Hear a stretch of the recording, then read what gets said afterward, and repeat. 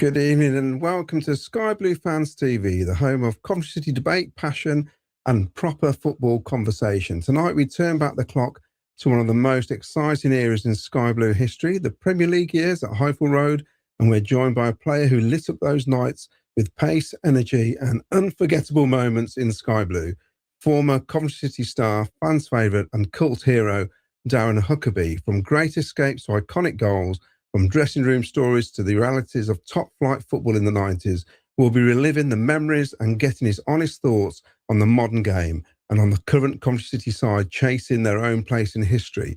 As always, this show is driven by you, the supporters, so send in your questions, share your memories and join the conversation. This is Sky Blue Fans TV, and tonight we welcome Darren Huckerby and, of course, Vicky, who's going to co-host with me. Hiya, not as exciting as Darren. Darren, good evening and thank you for taking out the time to join us tonight. I know you've done the Sky Blue History podcast, but hopefully this will be a bit more lighter. So thanks for doing this. No problem. You grilled me last time, so hopefully this will be a bit more low-key. Now, I'll start it off. So let's start with your move to Coventry. And were there any clubs coming in for you, and why did you decide to join the Sky Blues? I needed to play. Basically, I was at Newcastle and I was just training day in, day out. Not really, getting anywhere near the first team. And rightly so, to be honest, because they had a lot of good players. But, I needed to go and play. I had a little loan spell at Millwall. Obviously, Coventry must have been watching, and I ended up being Gordon's first signing. So I actually went on trial at first. I went to Jersey with the team about 3 weeks before I signed. So I actually scored a hat-trick in that game, in a Jersey friendly. And it's only memorable because Richard Shaw scored as well. And I think that's the only goal I saw him score in the old time I was at Coventry. So that was memorable. You, obviously being at Newcastle, you had quite a few big names in front of you there, didn't you? So I suppose, did you feel it was going to be hard to break into the first team? Well, as I left, there was Shearer, Ferdinand, Beardsley, Kitson, Asprilla. Yeah, so it's going to be tough. They had more than enough in the forward area. So, but I look at it was a great learning experience for me to go from Lincoln, who were in the third division at the time, go to Newcastle and just see what the difference was. And let me tell you, the difference was massive. But it gave me a little bit of grounding for when I come to Coventry. So, I wasn't chucked in at the deep end, but it kind of was that, because I still didn't play any games for Newcastle, 2 subs appearances.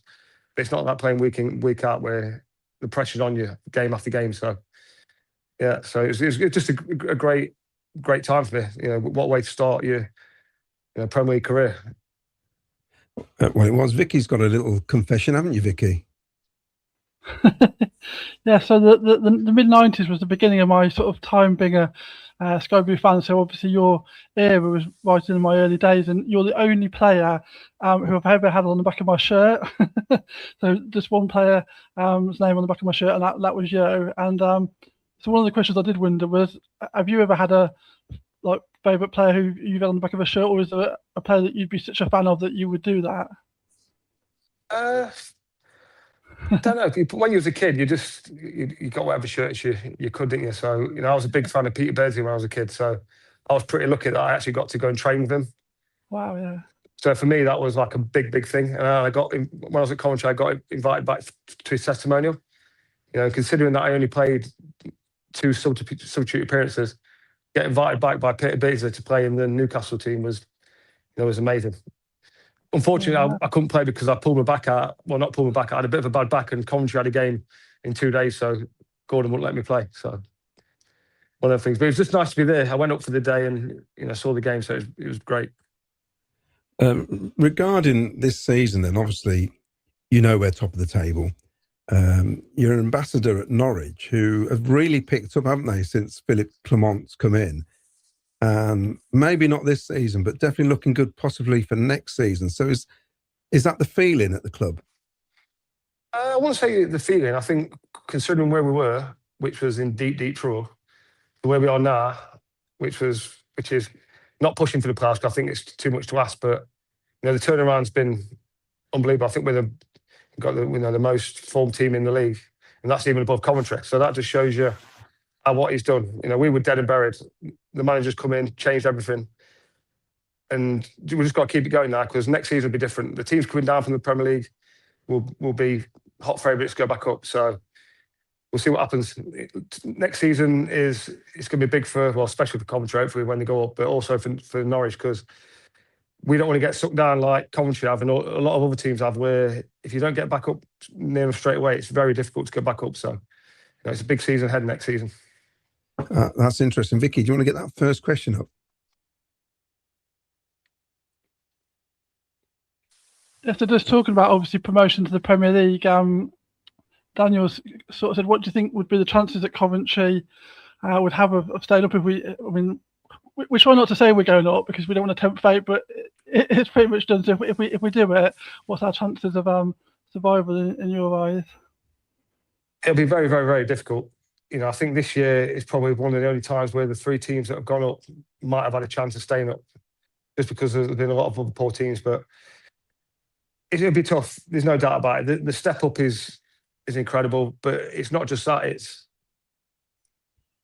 It's relentless. You've got to get points on the board, build early. It's just like, probably a bit like Leeds did, a bit like Sunderland did.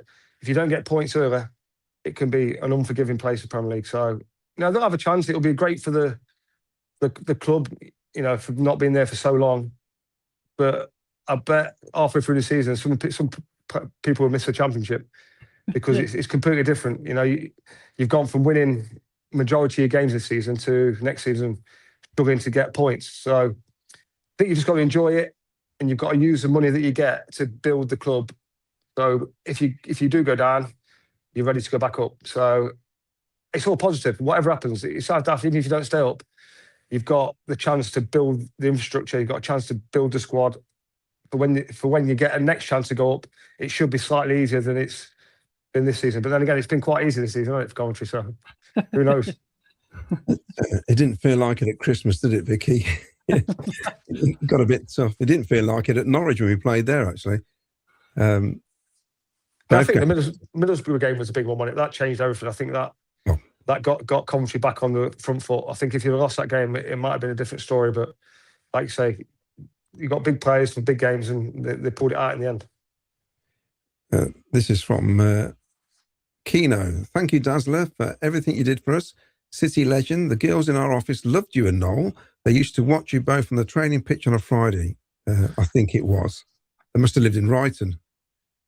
Yeah, they must have been close, yeah. With binoculars.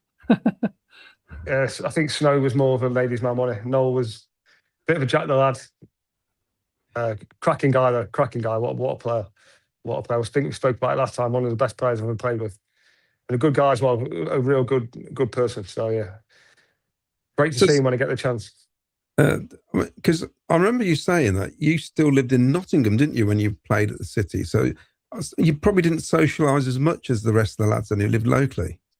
No, I kind of lived in between Nottingham and Coventry. I lived in like Loughborough, so I was kind of halfway on the way from obviously Nottingham, which is my home, but also to get to Coventry. But we still had plenty of nights out. Don't worry, I probably didn't go out with Noel and Telfer as much as I could have done, which was probably helped me prolong my career, to be honest. So I was lucky that I didn't go out there too much for them too.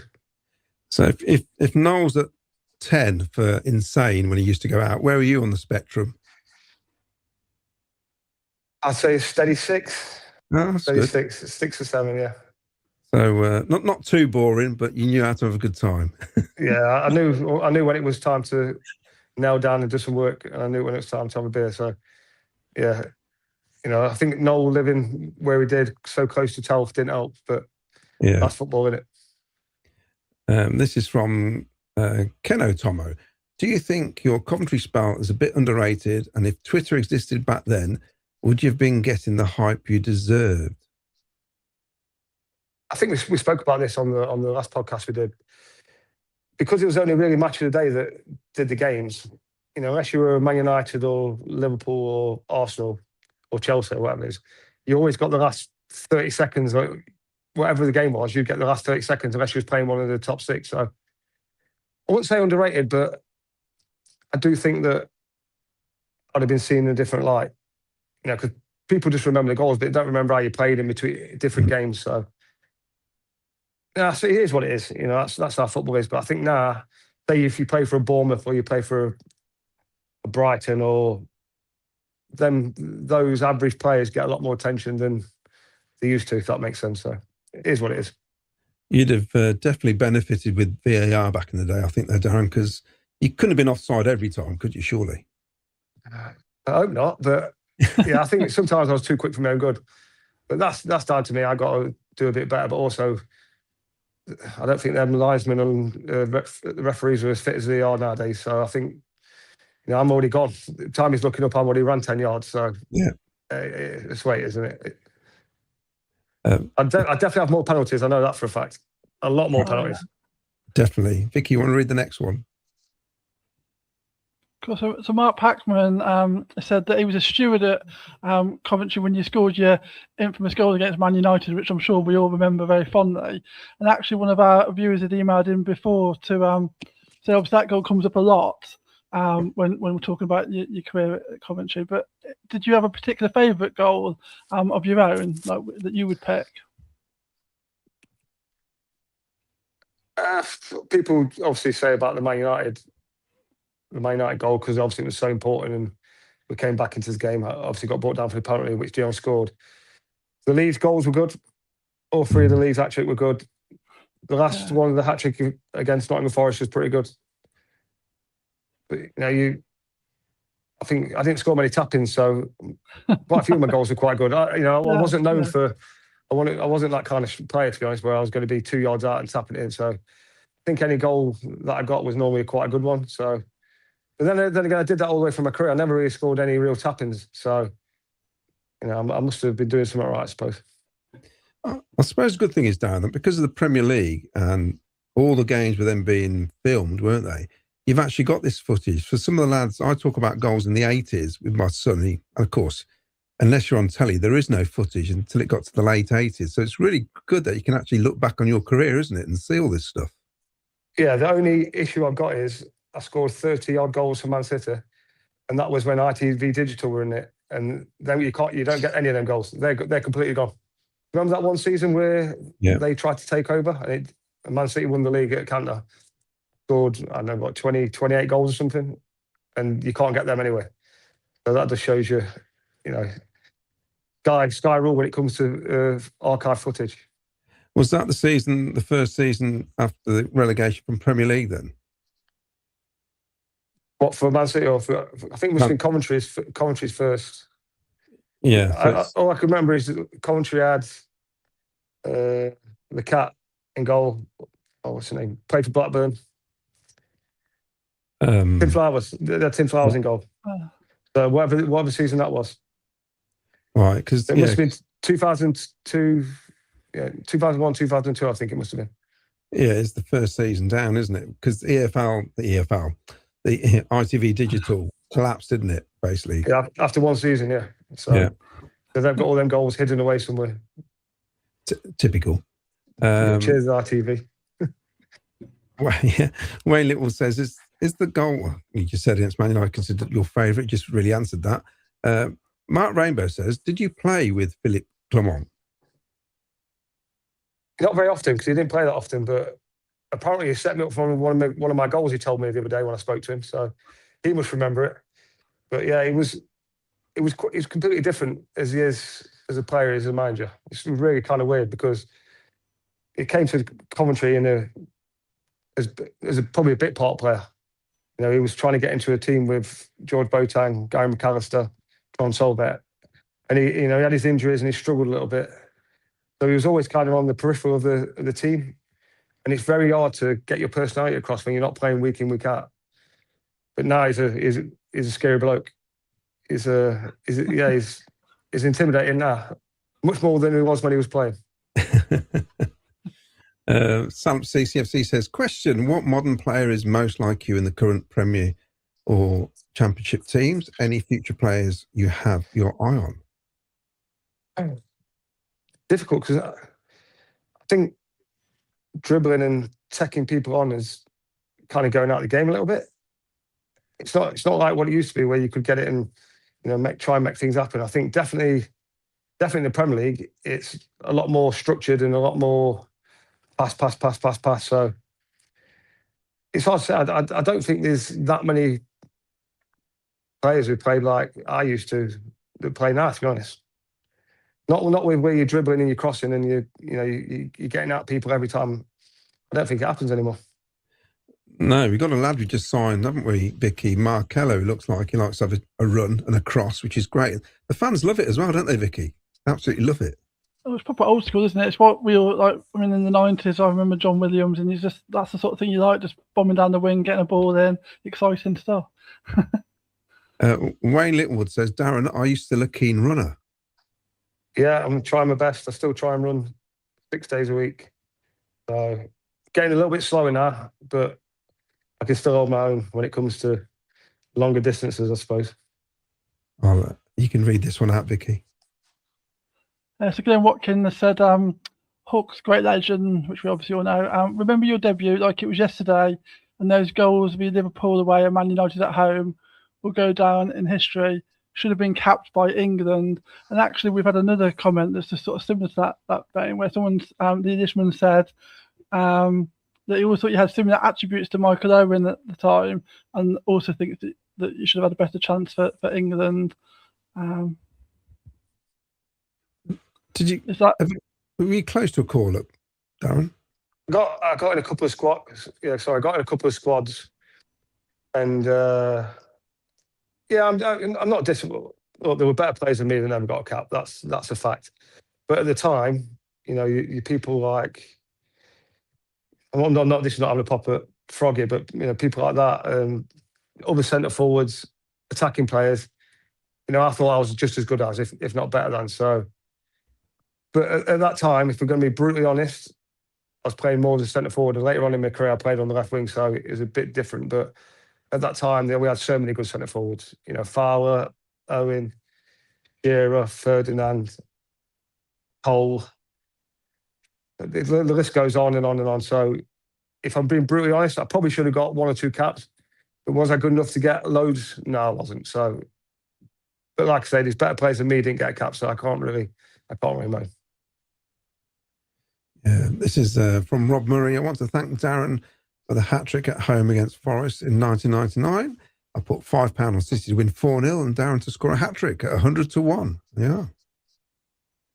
They could have bought me a pint or something, because that's it's a good bit of money back, that, isn't it? But yeah, well, yeah, great. Because I think in that game we were struggling near the bottom a little bit. So, and then Dion had gone. So, anytime you get a goal, and obviously I'm from Nottingham as well, so a few of my mates weren't happy with me after that game, but it is what it is, isn't it? It's interesting you just brought up Dion. I'll bring this up. Obviously, he left under strained circumstances, I should say, because the story was he didn't want to play against Luton in the cup game. Now, I know on X, you wrote a lot about Josh Sargent. It's a sort of similar scenario, wasn't it, where he didn't want to play. But you as a player, what do you know about what's going on at the time? I didn't know anything about it at all. The first time I knew when Dion left, I was absolutely heartbroken, literally heartbroken. We've worked probably solidly for 2 years on building a partnership, one that was thriving in the Premier League. And then just to start losing one of your arms. It was like, every day we've worked together for years. And then all of a sudden it's just gone. Yeah, it's terrible. It was terrible. And not just for me, for all the other players, for the fans. And obviously going to Villa don't help, does it? Let's be honest. If he'd gone somewhere else, it probably wouldn't be as bad. But yeah, like one day you're there, and next day he's gone. But then again, it happens to me later on down the line. So, I feel for him a little bit in that way, because not everyone gets to know the proper full story. But as a group of players, it was a massive, massive blow, because we lost basically one of our leaders, and 20 goals out of your team every season. So it was a big, big blow. Well, he was pivotal, wasn't he? He was our. It's to you to Dion kind of thing, wasn't it? It was the way we used to play, wasn't it? And not just that, you know, if you're say you're the manager and you're losing, you know, your best player, you know, are you going to be allowed to go and spend the £7 million or whatever we got for him on another player? No. I think we ended up buying, was it John Aloisi who came in? Yeah. Yeah. Don't get me wrong, John's a good player, but he ain't Dion, and he don't play like Dion. So yeah, it's difficult. It's difficult. We'll set up to play a certain way, and let's be honest, we made every team in the Premier League struggle when we played against them. When we were at it, we were as good as any team in the Premier League. Yeah, not to go and win the Premier League, but you know, on our day we could beat any team.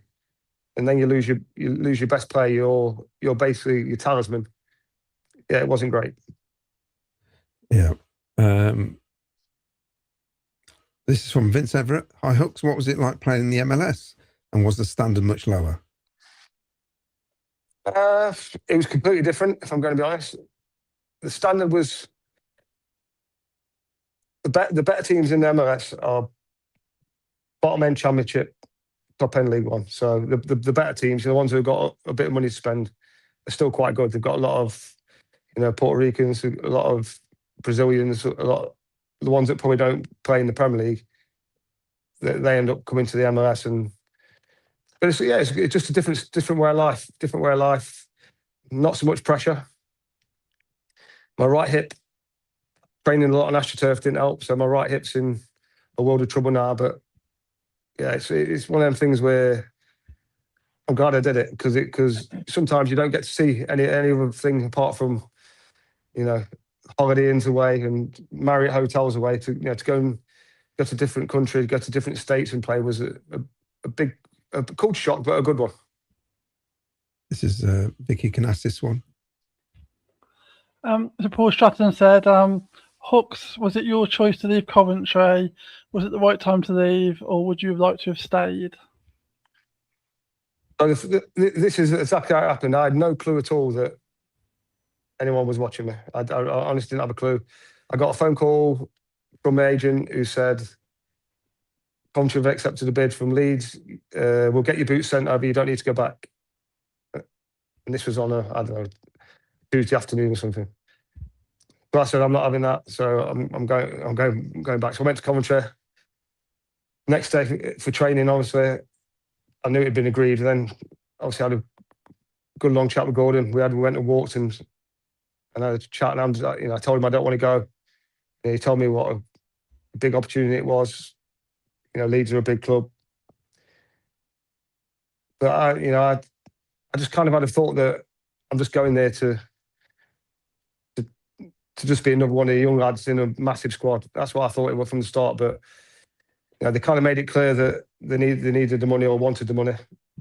Whether that was above Gordon or not, I don't know. I think I've read in his book that he kind of wished he didn't sell me, but you know, it's easy to say that now, isn't it? But you know, I had a great relationship with Gordon. You know, it was like my second dad. I actually loved him. You know, he was hard on me, and he was always on my case. But I know for a fact that he really loved working with me, and he liked me as a person. So you know, that was another thing.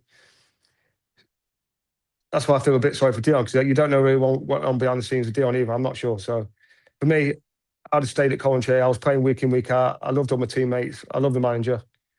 You know, I love playing in front of them fans. So I'd have stayed, but I think we'll find that if Coventry's done, well, before me and after me, any good player they had, they sold. So that's what happened.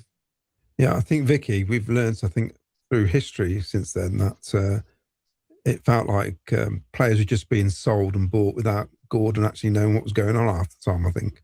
Yeah. That's the impression we've got since those days. Mark Rainbow's just asked a question that sort of follows on from that slightly, because he's just interested in, I suppose, more technically how it feels when you move to a new club. Like how do you, who helps you settle in? How do you know where to go and all those sorts of intricacies? Like on your first day, how do you know where to go with your with your boots and what to do? Yeah, it's really difficult because, you know, from one day you're with a group of teammates, you know what you're doing, you've got a routine. Next day you're going to somewhere completely different, other end of the country. You don't know anybody. You don't know anywhere to live. You don't. It's really difficult. It's really difficult. Now I think they have more. I think they have player liaison officers now that kind of look after you and help you get somewhere to live and all that kind of thing. But back then, you'd kind of just thrown to the wolves a little bit, you know. And you've also got a game in 3 days later after you sign somewhere. It's really difficult.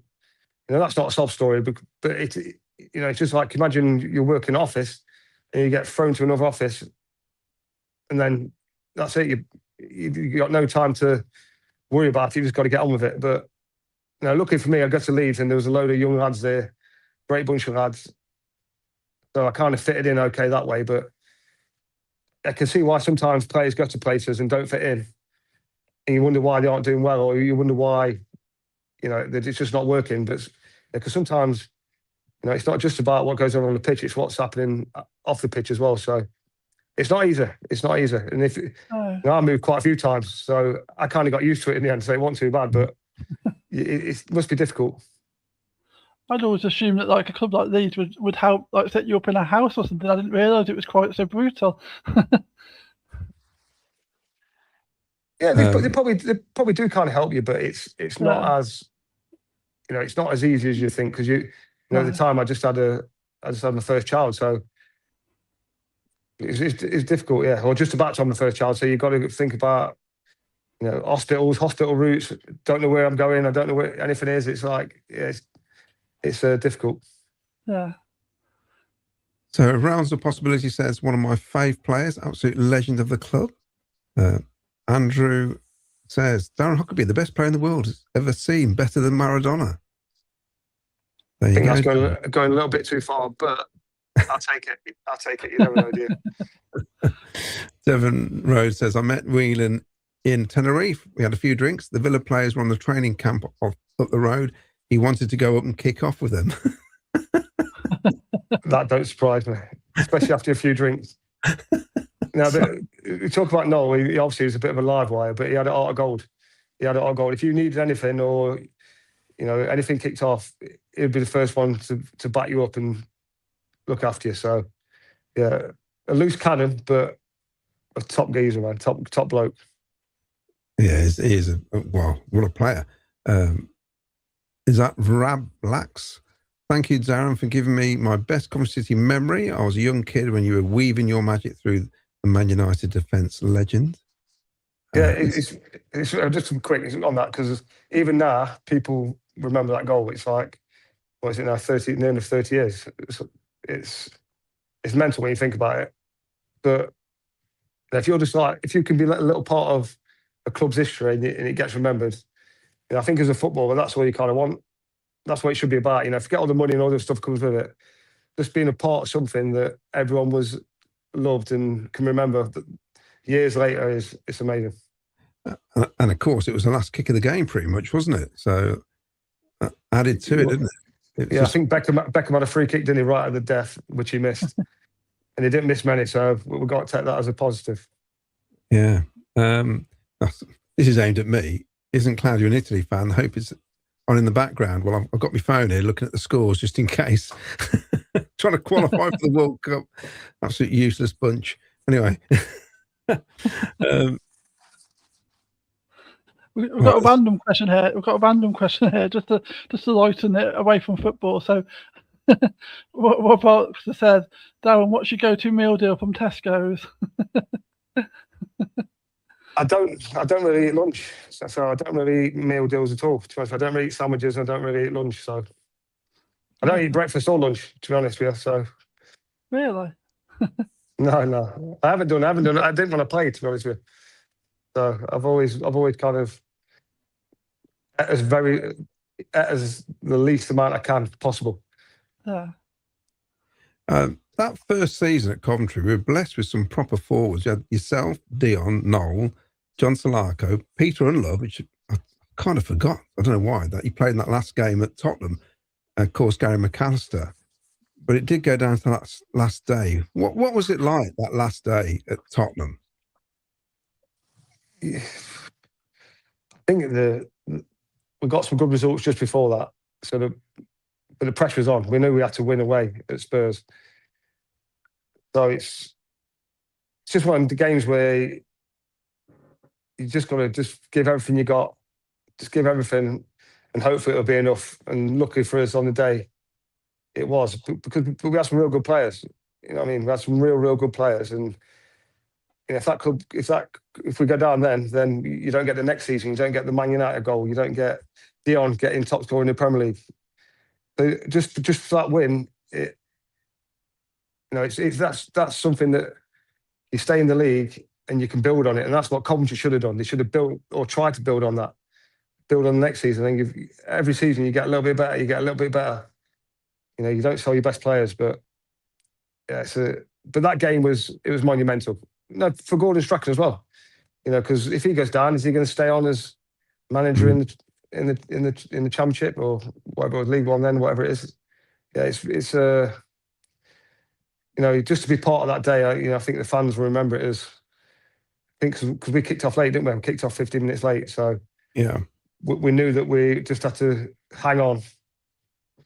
So it was a strange day because obviously I always felt that we could win, but we got no control over Sunderland and Middlesbrough, had we? That was the problem. So it was an incredible outcome in the end.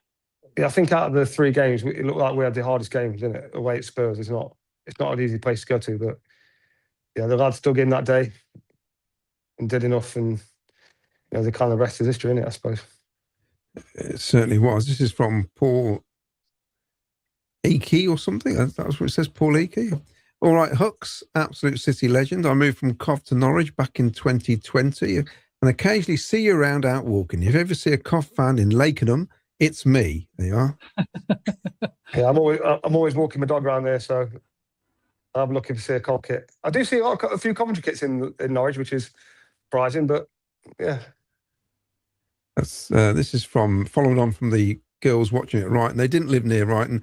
They had an extended lunch break from the office in town. That's a long way to go, isn't it? Which manager do you feel you learnt the most from or helped imprint you as a player during your career? Only one, Gordon Strachan, by miles. By 50, 100% the best manager I ever played for. He was probably one of the only managers who actually wanted his players to get better.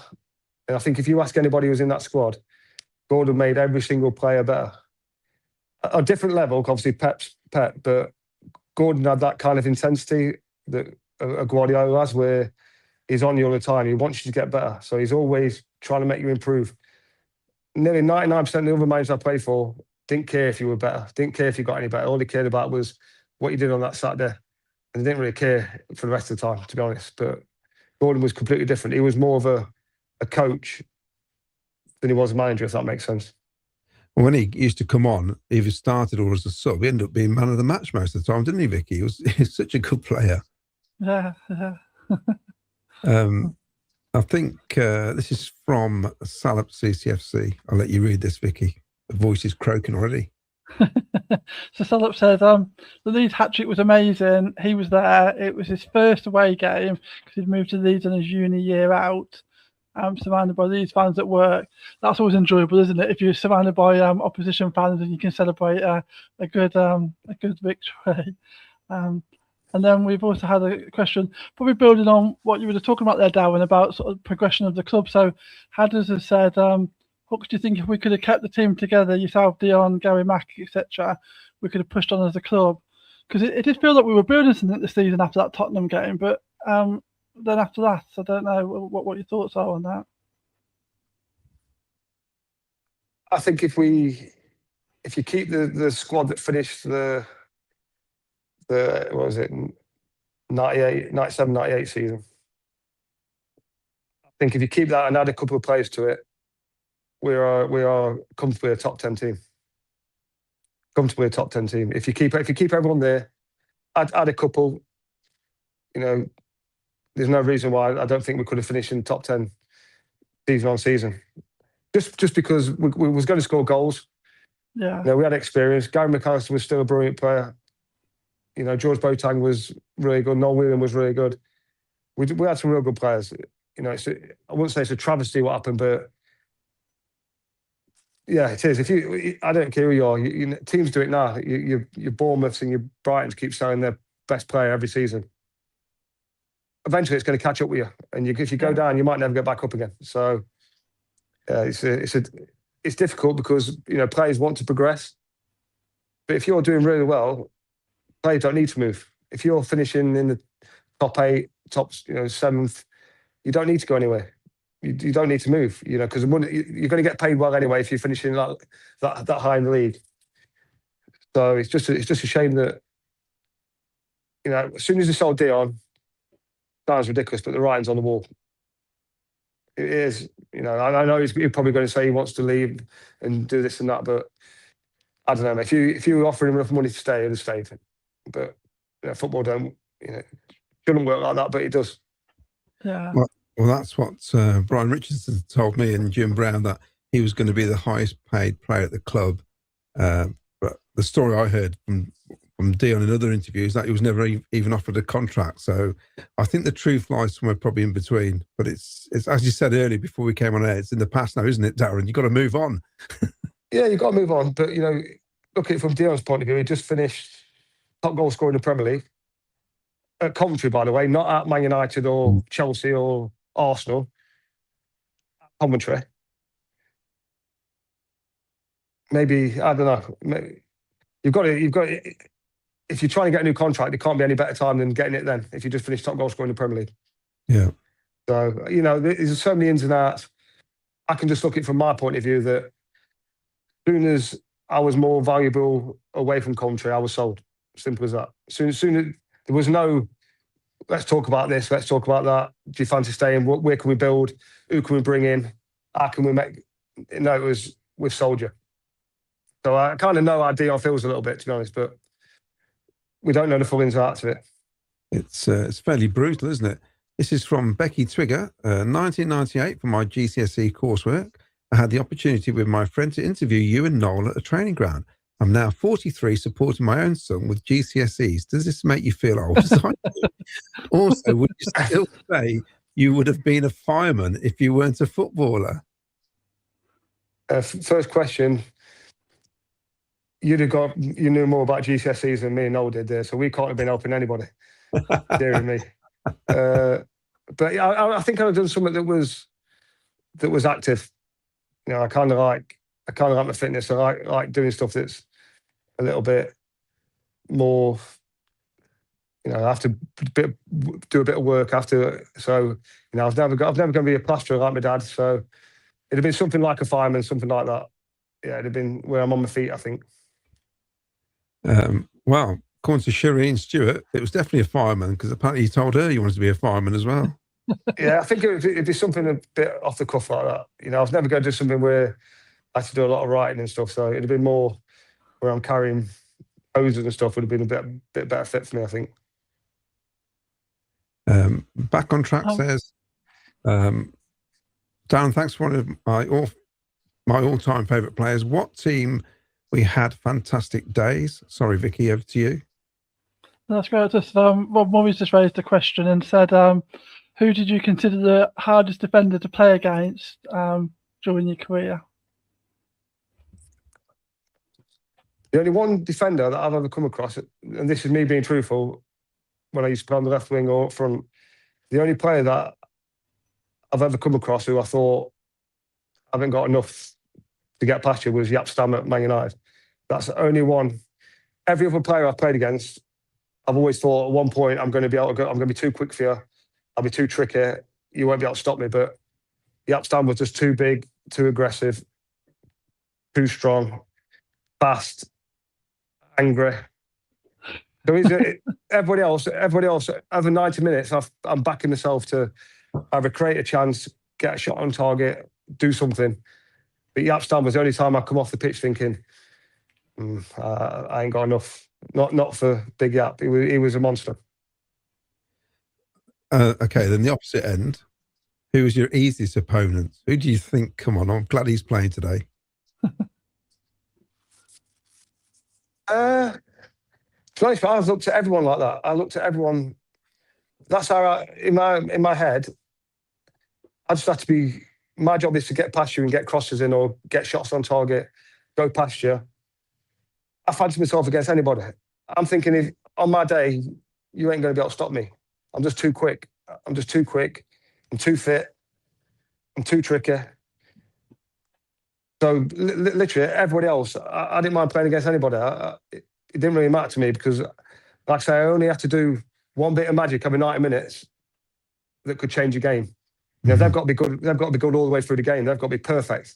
I haven't got to be perfect. I've just got to be really good at little moments.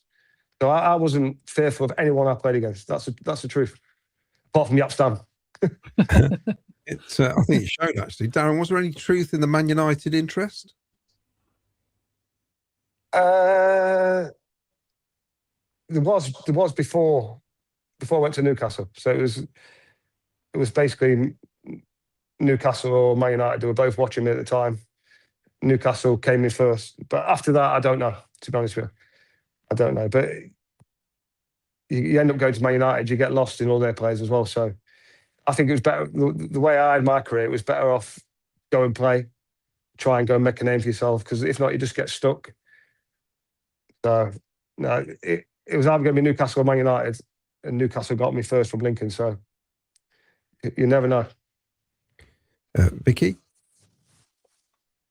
So Startup CCFC said, did you ever think that Dion would be a property tycoon expert and midday TV show presenter? Was he showing like signs of that when back in his playing days? I know he had a few asses, but I can remember actually when he rang me up and he said, I'm starting a new job at the BBC, presenting. And I goes, okay, well, what are you doing? I go, having a guest. I was like, I ain't got a clue. He goes, in the mornings. I was like, I haven't got a clue. And he had about 4 guesses, and then he said, home's under the hammer. I was like, hey, what do you know about renovations? You've never renovated anything. You just got someone to come and do it for you. So, but in fairness to Dion, he's brilliant at anything like that. You can chuck Dion anywhere, and he's brilliant with people. He just knows what he's doing. He's just got a great aura. He's a top bloke. The top bloke, and he's done very well for himself. Considering that, I know he played for Man United, but even at Coventry, he wasn't a massive star. Even at Villa, he wasn't like a Steven Gerrard or a Roy Keane or someone like that. So to do what he's done has been amazing. This is from Alex. He says, Darren, do you remember your winner at Forest in 1997? I think it was Cov's only shot of the game with your header. I missed the last train home from Nottingham that night, but worth it. Yeah, I remember that. Scored a header from 2 yards out. And in fairness, I never scored headers, so I think I've only scored about 6 in my whole career, so I can remember that. 2 yards out. I think Marcus Hall flicked it on near post. A little header, perfect. Like I say, I don't get many tap-ins, so I remember them. Do you remember a lot of your goals? Because we've had players on the history podcast, they've just forgotten most of it. I think, like you said, I'm kind of lucky apart from ITV Digital, but a lot of the goals you can get on YouTube, can't you? And I think someone over the years have clicked them up so you can watch them all in one go. So yeah, it's nice you can do that. Because like say some of the older players, I was at Legends Day a few weeks ago, and some of them players, you wouldn't even be able to see what goals they've scored or what games they've played in. So luckily YouTube exists now. So I'm pretty happy that you can always go and have a look. When you've got grandkids, you can show them that I used to be able to play a little bit. You used to be able to run pretty quick. So was that your first Legends Day? A second one. What do you think to it? I think it's a brilliant concept. I think the way they look after the ex-players is amazing. Not many clubs do it. That's the honest truth. Not many clubs, I'm heavily associated with Norwich now, but we don't do it at all. It's something that a lot of people behind the scenes at Coventry take a lot of time and effort to do. And it's much appreciated by the players. I speak, lucky for me, there wasn't many from my era who were there, but some before, some after, you speak to them and they really, really appreciate it. I think it's a day that a lot of the old players look forward to. So long may it continue. I think if a club like Watford did it, they'd have more managers turn up if they had like a Legends Day. And that's just from the last 2 seasons, never mind over the years. I know, ridiculous. Did actually, on that subject, you must have been at clubs where managers changed. Do you start to fear about your place in the team then? Do you think, oh, will I still be here? Will it affect my career now? Not really. I think this sounds not big-headed, but you kind of know where you are in the pecking order of a squad. So, unless someone comes in and they try and do something completely drastic, you kind of know your kind of worth. So, when a manager's come in, I've never really been worried that it's going to be the end of me, to be honest with you. But sometimes managers don't like you and they end up getting rid of you anyway. But at the end of the day, it is what it is. You go in, you do your job, you train hard, and then the manager picks who he thinks is best. It might not be you. Sometimes it is, sometimes it isn't. But no, I think I always believed in my own ability that on my day I was going to get the nod. Yeah, Vicky. So Anthony Pettifer says, if you could play in any team now, who would it be and why? I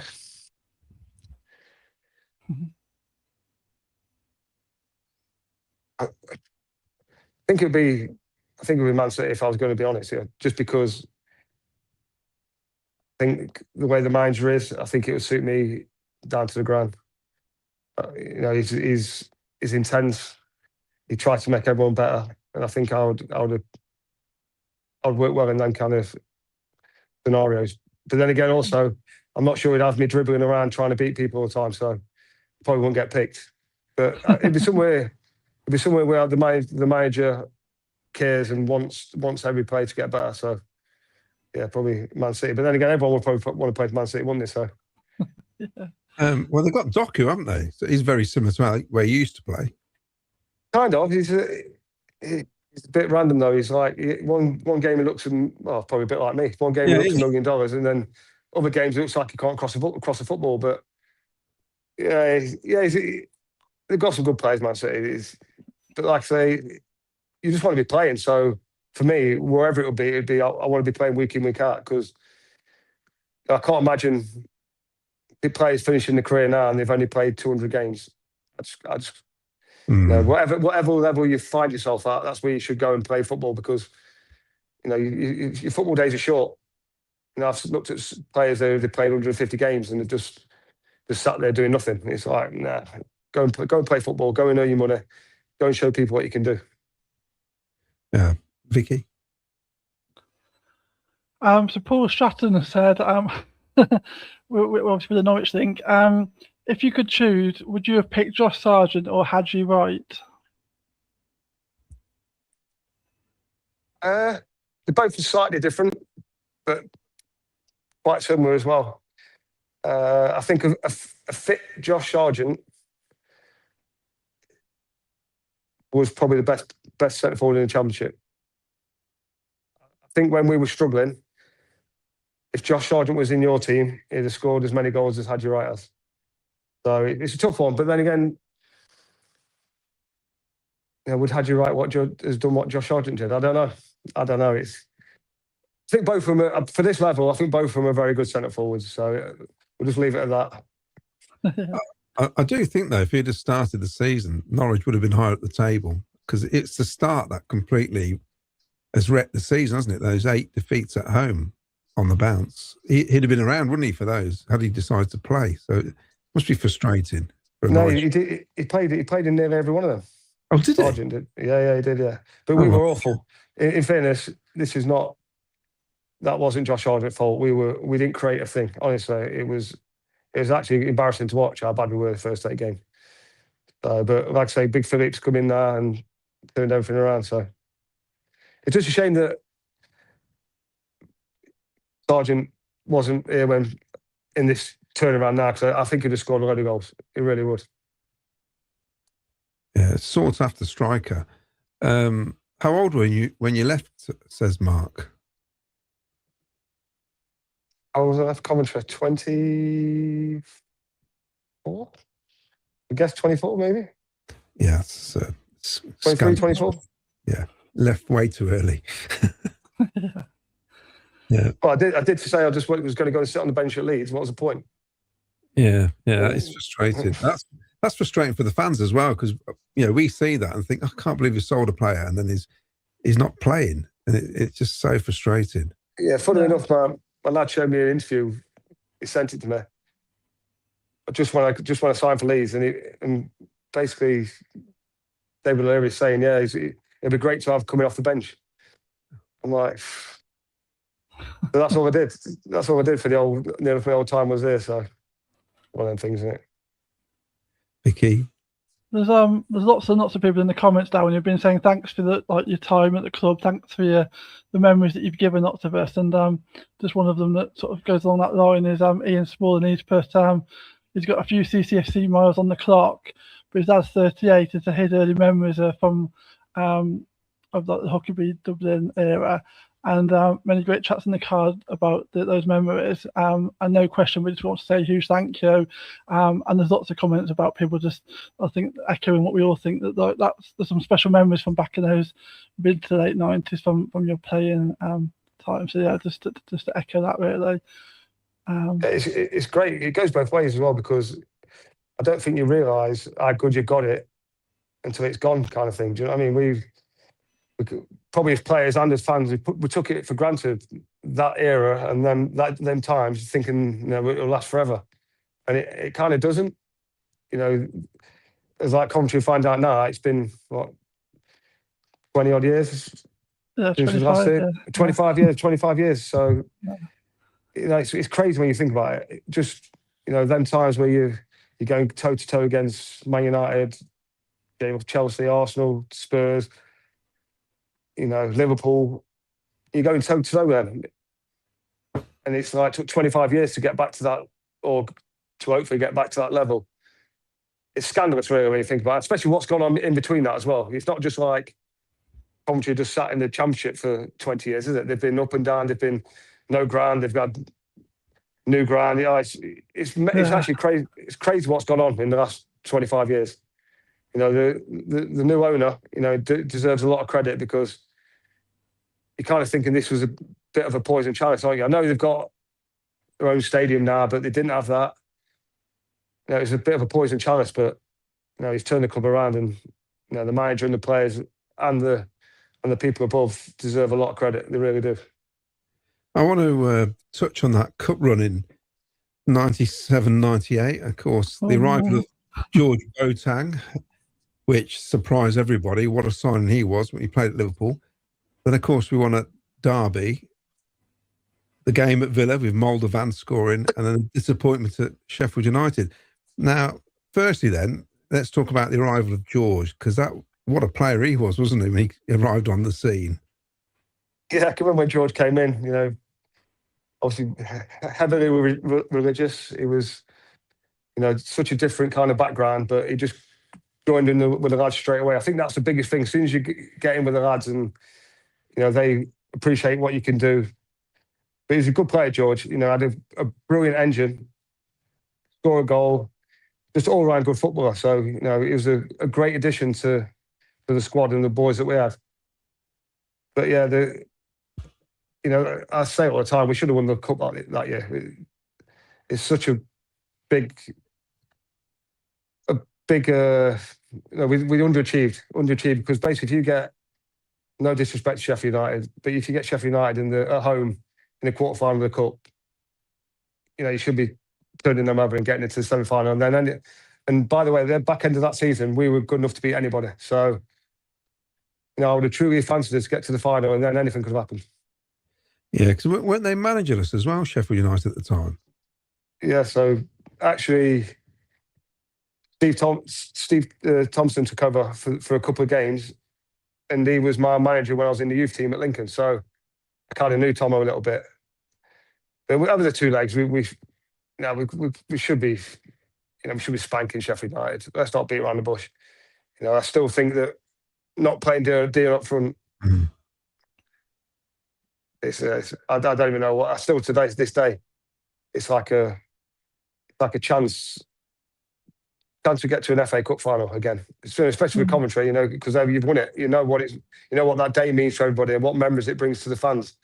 So if we could have done that in 97, 98, and we were more than capable of doing that. So it wasn't like we were, I don't know, a lower league team and we're just scrapping and hopefully get to the final. We were good enough to beat anybody that season. So a big waste, really, in my opinion. But just play Dion up front. It's not that difficult. Yeah. Can't get my head around it. Of course, we had Viro Moldovan, which we signed. He only played 5 games, scored against Villa, which was a historic win. But you were a bit confused with that signing, weren't you, at the time? Yeah, I still am. You know, I don't know what. It just didn't really fit into anything how we played. You know, obviously he's a good finisher. He was a bit of a fox in the box, which we probably didn't have. But you know, you still had Noel Wigan who could go play up front if we needed to. You know, you had Dion, who was out and out centre forward, but also could go and play at the back. But you know, we were scoring a lot of goals. It just seems a strange signing. It just seems strange, especially when it was working so well what we're doing. You know, between myself, Dion, and Noel Whelan, we had that kind of lockdown. And back then, everyone played every week, so it wasn't like you had massive squads and you were rotating players. You never did that. So your best players played. So it's just a real strange one. Because even in like training, I'm kind of watching. I'm thinking, mate, this geezer's not going to get in the team. He's not. He's not good. He's just different. He's not good enough to get. I didn't think he was good enough to dislodge me and Dion or Noel coming in. I just didn't see how he fitted in. And sometimes you get people come in and straight away you're thinking, wow, he's a proper player. But he didn't do anything that between the three of us we couldn't do. So, yeah, it's a strange one. It was a mystery because obviously he missed the big chance in that quarter-final on the replay. And then the most reliable player we've probably ever had playing in defence makes one mistake in his career, Nielsen, and then scoring right at the death, don't they? Which such a frustrating evening for a City fan. Yeah, but I think, to be honest with you, it should have been put to bed at Archival Road. You know, that's on us. That's on us. We should have nailed them at home. You know, that's down to the players and the management there. You know, you get a chance at home against a team from the division below. Obviously, you take a bit of they're going to chuck a few things at it, but we should have more than enough to beat them. So that's down to us really, but that's one of the things. Yeah. Over to you, Vicky. So Shireen's asked, have you kept any of your old kits? And from the kits you wore for all the different clubs you played for, did you have a favourite? I don't really keep. I've kept all the kits that I've swapped with players, but I only swap with a shirt with somebody if I played with them. So I've got a few of the old ones. You know, lads have played against Leeds and Man City and stuff like that. But I didn't really keep stuff like that. I've got a few shirts at one of Dion's last ever games at Norwich. I've got that shirt, some bits and bobs. But no, it's one of the things where you've kind of got the memories. So I've got a few bits and bobs, but yeah, it'd be nice if you. What I wish I'd done and I never did, which is stupid, really. Every game I played against, well, I played over 500 games. Every single game there was a program. Free, basically, it was given to you. Everyone got one. I wish I'd have kept every single program. Yeah, that's the only thing I'm really disappointed at, because then you can see and you'll be able to remember the games more, and you'll be able to see what. You know, you just chucked them away. You just didn't keep them. So that was, and they gave you one every single game. So it's not like you had to go and ask for them. All you have to do was put it in your wash bag or put it somewhere safe. And it'd been nice if you got 500 games you played and you could, remember that game, remember what happened after it. And I wish I'd have kept every program. That would have been nice. You can come around here anytime, Darren, and read them. I've got them all here. Yeah, well, you got one from Lincoln and the one from Millwall, and no, maybe not that. I can't find the question now, but someone's saying, have you been taking any notice of Lincoln? Because, of course, they're coming up. They could be playing Tottenham next season at this rate. Yeah, I've still got a few friends at Lincoln, obviously, because I was obviously apprentice there. It's going to be one of their greatest ever seasons in their history. You know, what they've done this season, when they've They've spent a few quid, but they haven't gone mental like, you know, Cardiff and teams like that. They've just had one of them seasons where everything's worked, and it looks like, you know, they've got a better difference than Coventry have. So if they don't go up now, something has gone terribly wrong. But yeah, what a thing, what an achievement for those Lincoln lads, but also for the city itself. You know, to have all them different teams come in to Lincoln, because Lincoln's a beautiful place. I don't know if you've ever been there, but it's a stunning place. Yeah. So all you know, the tourists are going to go there. All the people, it's going to be just whatever happens, it's going to be a brilliant season next season for them. Do you remember, Vicky, in League Two when they came to the CBS and beat us with a few games left? I thought we'd completely thrown the League Two, and they looked favourites to go up, actually, along with Luton and I think it was Accrington Stanley, or Accrington, whatever they're called now. And we actually avoided them, didn't we? And won the playoff. Thankfully, yeah. Yeah, but they absolutely made such a racket, didn't they, at the CBS, the fans that night, really loud. So I think it'd be great for them to be in the Championship. Yeah, it's nice to see. Yeah, Vicky, keep going. So Luke's chanting his arm here, but I'm going to show it anyway. So Luke Carter, who sometimes comes on the show to help us out, has said that it's his 48th birthday tomorrow. Any chance of a happy birthday? Did you say Luke? Yeah. Yeah, Luke. Yeah. Yeah. Happy 48th birthday, Luke. I'm 50 in a couple of weeks, so I feel your pain, mate. I feel your aches and pains. So enjoy your day. Brilliant. Thanks, Darren. A few people have commented about obviously how attacking we've been this season, and how much you'd have thrived within that team. Do you think that that would have been something that you'd have enjoyed playing in our sort of squad, especially early on in the season when there was lots of goals to be had? Yeah, definitely. I think one thing, Coventry, they've kind of done it the right way. You know, they've not sat in. They've attacked every game. You know, Frank's got on playing, attacking, progressive football. You know, I still think that, you know, you've got a lot of good attacking players, but I think the signing of Grimes was a masterstroke. You know, every time I saw him play for Swansea, and before that, he just ran games. And I think he's done the same thing for Coventry. He's been an unbelievable signing. But like, Coventry have been by far and away the best attacking side this season. So sometimes it's, you know, go for it, gets you up, and like I said, I think it'll come the end of the season, it'll go down as one as, at this level, don't get me wrong, it's different in the Premier League. At this level, it's probably one of the best seasons ever. So the dog just trying to attack somebody. I'll let you keep going, Vicky, for a sec. Sorry, I thought you were going to jump back in then, Claudia. So we talked about the that season with the cup win and missing out on like the potential of cup final and the disappointment of that. But obviously we also were pushing fairly well in the league that season, and we're pushing I suppose potentially a European place, but it sort of dropped away a little bit, didn't it? And I think we were fourth for the lack of defeats, but we drew a lot of games. Was there any sort of frustration around the squad and maybe not quite taking that as far as it could have been that season, or maybe even the following season with the away form? Yeah, I think it's difficult because you also we wouldn't have a massive squad of players. So, for instance, that season we lost Gary McAllister for probably half of the season, maybe. Yeah.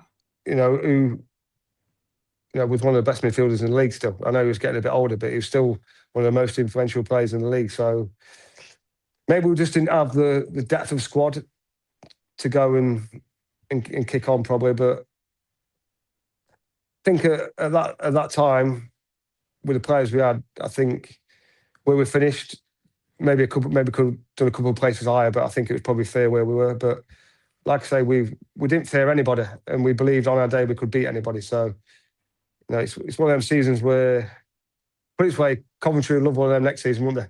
Yeah, definitely. Yeah. One of the questions that we had sent in to us before, somebody said, if you could choose to play with any striker, so obviously Maybe excluding Dublin, because obviously we know what a good relationship you had with him. But any other striker that you could have played alongside, and who would you pick? Well, somebody did ask me this once, and I'm going to stick to the same answer. If Dion Dublin's injured, I'll play up front with Gabriel Batistuta. Wow, yeah. I did like that. Someone asked me that in a proper interview once. I said, if Dion's injured, it'll be Gabriel Batistuta, so I'm going to stick with that. He was, top forward, wasn't he? Yeah. In his day, definitely. We've got more questions for Darren, Vicky. We're almost at the end of the questions on here now, but so Mark Packman said, your time as a professional footballer, which was the favourite club that you played for? No pressure to say Coventry, considering that we're all Coventry fans. I don't know. I think I'm kind of lucky. I don't think every player has this. But I had good times at Lincoln. I had good times at Coventry. I had good times at Mancity. I had good times at Norwich. And I had a good time in the MLS. So, I'm pretty lucky that I can go to any of them clubs, and I'm kind of highly thought of. And I bet there's not many players get that. So, yeah. Every place I played for, or every team I played for, I think got to saw a bit of the best of me. So, I'm lucky that I played for such great clubs. I'm going to be honest with you. I started off at Lincoln. Ended up playing for some of the biggest clubs. Well, Man City, the biggest club, one of the biggest clubs in the world now. I know it's a different time then, but I'm very lucky that I was at good clubs in great times of their history, which I'm very lucky at. So I've kind of diverted away from your question a little bit, but, I'm so appreciative that I played for such an array of clubs, different sized clubs. But I think, I gave my best at every single one. So I think that's the thing, Darren, isn't it? It's like a two-way thing that you've spoken quite a lot about, the wanting to play football, not just sit on a bench. And I think fans can respect that there's a player there that wants to go out and do their best. And that's all fans really want, isn't it? And I think that's why there's probably a good relationship with most clubs, because that's a two-way love thing there, then, isn't it, really? I think the way I kind of played as well, where it was kind of all action, always trying to make something happen, always trying to beat people, always trying to make, get shots on target. I'm very lucky that, the Norwich fans love me as much as any other. They regard me as one of their greatest ever players, right or wrongly. But, I'm very lucky that wherever I've been appreciated, and it goes both ways, because I know that without the fans and without having that chance, I wouldn't, it would have been worthless. So, I'm very lucky and content. I look back at my career and I gave it everything I had. I know so many players that have got regrets. So many players, and I ain't got one. That's the truth. I haven't got one regret. I gave it my all when I was there. At certain times, things might have happened differently, but when I was playing, I gave it my all at every single club. So, was there any managers you've struggled to play under? I didn't get on with Graham Loader at Norwich near the end, to be honest with you, but that was down to other circumstances. But I think if you ask any manager that I worked with, I was ultra professional. I was always fit. I was always ready to go. So I think I won't say I was a manager's dream, because I still got a lot of bollockings off managers, especially off Gordon. But I think professionalism, things like that, I was always on it. So I got on with everybody, to be honest with you. I didn't even players. I never fell out of anybody, because I got on with my job. I could have a laugh when I needed to. I could work hard when I needed to. So I was pretty lucky that for nearly 20 years, it sounds daft, but it was actually a privilege to play football. It's the best job in the world. If you stay injury free, you work hard, you do your best. It's the best job in the world, no doubt about it. Luke Carter asks, Darren, not sure if it's been asked, but do you still look back and remember putting that goal past Schmeichel? Which that's the one at Old Trafford, isn't it? I believe. Yeah, that was a good goal as well. Yeah, because that was the season before. So people would start to have a clue where I was, but you score against Man United anytime, people take notice. But yeah, so it's it's a great place to go and play. Like I said, I was lucky to score some good goals against some really good goalkeepers. It's must be a Forest fan.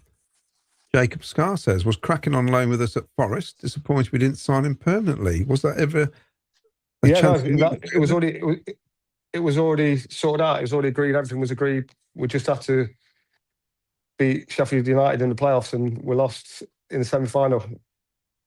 So yeah, it'd been nice. I played. I think it was 9 games for Forest.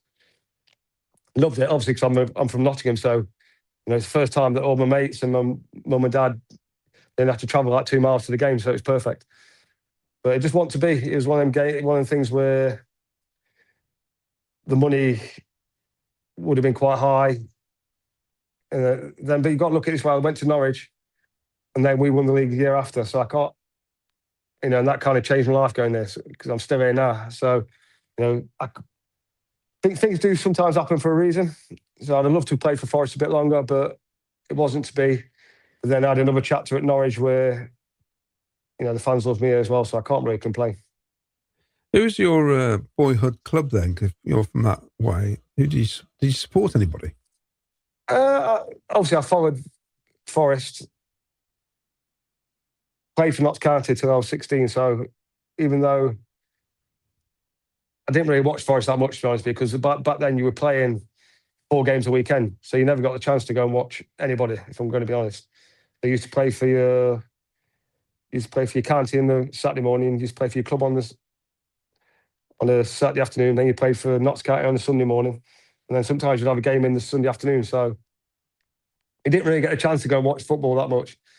But being a Nottingham lad, Forest were the big team back then. Like I say, that's when Cloughy was manager. So yeah, it's interesting because my next door neighbour is a massive Forest fan. He's from West Bridgeford, and he was he was at the medical staff at Notts County. So he said it is a bit weird when you support one team, but then you're working at the other team. He said it's a bit weird.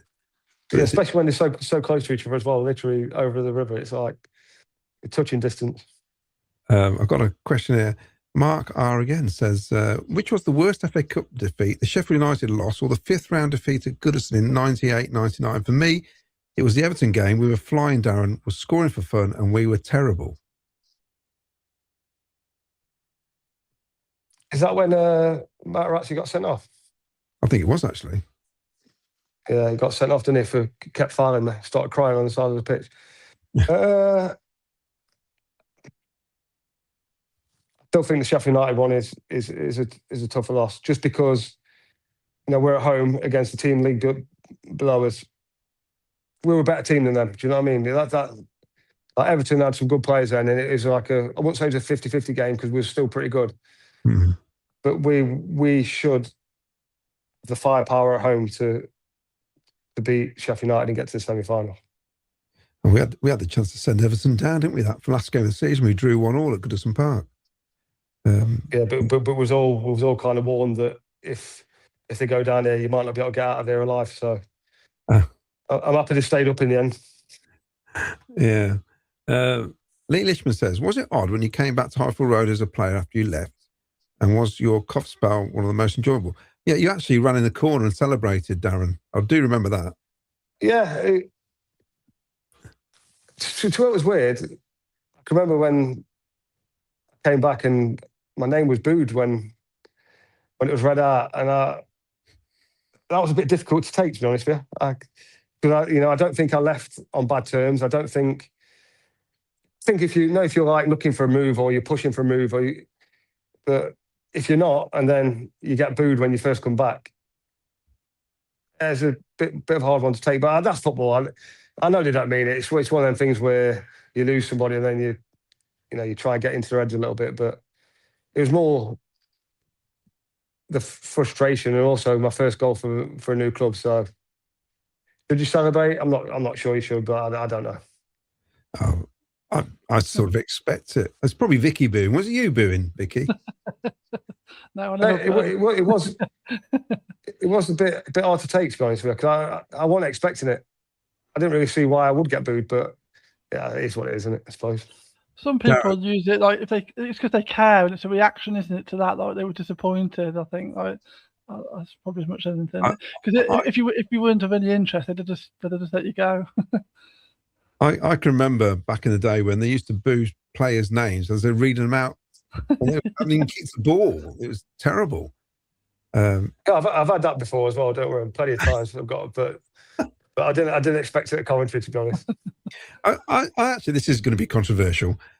In some ways, I think you are a similar player to Craig Bellamy, except for one thing, is that you played with a smile on your face, whereas Craig, he just seems to be angry all the time. And obviously, our fans just did not take to him one bit, especially because he replaced Robbie Keane. Do you think you were similar as players? Kind of. I think we had the same mentality. I know a lot of people who obviously played with Bellas because it was at Norwich as well before he came to Coventry. So Bellas is a special with name. I think he might have changed a little bit now, but he was a tough character. Bellas, he wasn't likable by his teammates, never mind by other teammates, so by other fans. But that's just how he thrived. He thrived on that kind of, winding people up, and I wasn't really like that. I tried to play with a bit of a smile on my face, but Bellas was a good player, and it's like a bit like for me at Leeds, really. I think Bellas excelled everywhere but Coventry. So it's just one of them things where it just didn't work out. It didn't work out. I can imagine Gordon not particularly liking his personality, and I can imagine him rubbing each other up the wrong way a little bit. But Bellas went on to have a fabulous career, and he scored a lot of good goals at a lot of good clubs. So it's just one of the things where it just didn't work out at Cov. We've been well over an hour. You right for a few more questions, Darren? Yeah, crack on, yeah. Okay, over to you, Vicky. So Luke said, if you could give one piece of advice to a youngster in what's a brutal football world now, what would that be? Yeah, it depends how. Every kid wants to be a footballer. If you're in this kind of trade, that what you've got to do, you've got to kind of know where you are in the pecking order. So if you're at academy, you will know if you're one of the better players in the academy or not. You will do. It's obvious. If you're really good, you've got to go for it and give it your all, and don't let anyone tell you different. If you're not quite that good, think about something else very, very quick, because it chews you up and spits you out. I worked at the academy at Norwich, and you're taking these kids from 7 or 8 to 16, 17, 18, and you know full well that 99% of them have got absolutely no chance whatsoever. But you are building a team for the 1 or 2 that you might have a chance of making it. So understand where you are in the pecking order, and then go for it, give it your all. But the ones just below that, it can't be the be all and end all, because it's such a ruthless game. Honestly, the amount of kids that get let go and are just left by the wayside is terrible, really. But that's the game we're in. It's dog eat dog, and it's the elite. Only the elite get anywhere near it, and even they might not be good enough. Yeah, it's tough, isn't it, Vicky? You got some more there. One more is speculating how much you'd be worth in the modern era. What do you reckon, about 50 million? I think if you have if you had a good couple of seasons like I did at Coventry now, say for a Brighton or a Bournemouth, something like that, it's probably going to be about 45, 50 million pounds. Yeah. Yeah. So if you score 14 Premier League goals, 15 Premier League goals, and you can make things happen, it's going to be that kind of money. So I'd go 40 to 50 maybe. Conservative estimate. I like that. Yeah, I think it might go higher. But, so Ken Thomas said that in the modern world, do you think social media posts being read by players put some mental strain on them? Because obviously, back in your day, you didn't have to have like Twitter and Facebook and people that like armchair fans giving their opinions about how you played. Do you think that's a problem for sort of modern footballers?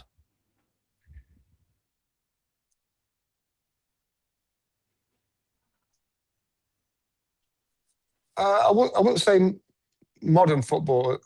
Obviously, you used to look back then. You used to look on your for the Sun and all the other bits involved, what rating you're getting and all that. This is a tough business, right? If you can't handle a few people on Twitter saying you're not good enough, you're in the wrong game. If you can't handle it, don't be on it. And if you're on it and can't handle it, look for a different job, because football is all about criticism. Some people like you, some people don't like you. Some people might know what they're on about. Some people might not have a clue what they're on about. And everyone's got an opinion. And if it worries you that much, you shouldn't be on it. The only thing that matters to you is what your teammates think, your manager thinks, and what your mum and dad think. Everybody else don't matter. And that's how it's got to be. Yeah, that's what we had a players' evenings recently with Hadji Wright, and someone did ask him about, did he read social media and all the rest of it? And he kind of says, I don't really care about their opinion. They're not people I know. So unless it's a coach or something to do with the actual football club itself, it doesn't interest me, it doesn't bother me. And I think that's probably the right attitude, isn't it? Yeah, I think people players say that, but I bet every time he plays well, he looks at it. And every time he don't play well, he don't look at it. That's just like it's human nature, isn't it? It's human nature. When you do well, mate, you're straight on there. Let's have a look on Twitter.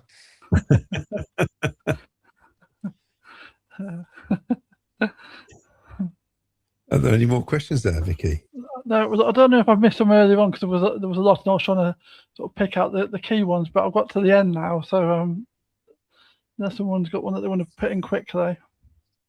So looking back on your career then, Darren, what's your 3 highlights? Can you think of 3 things that really stand out for you in your career?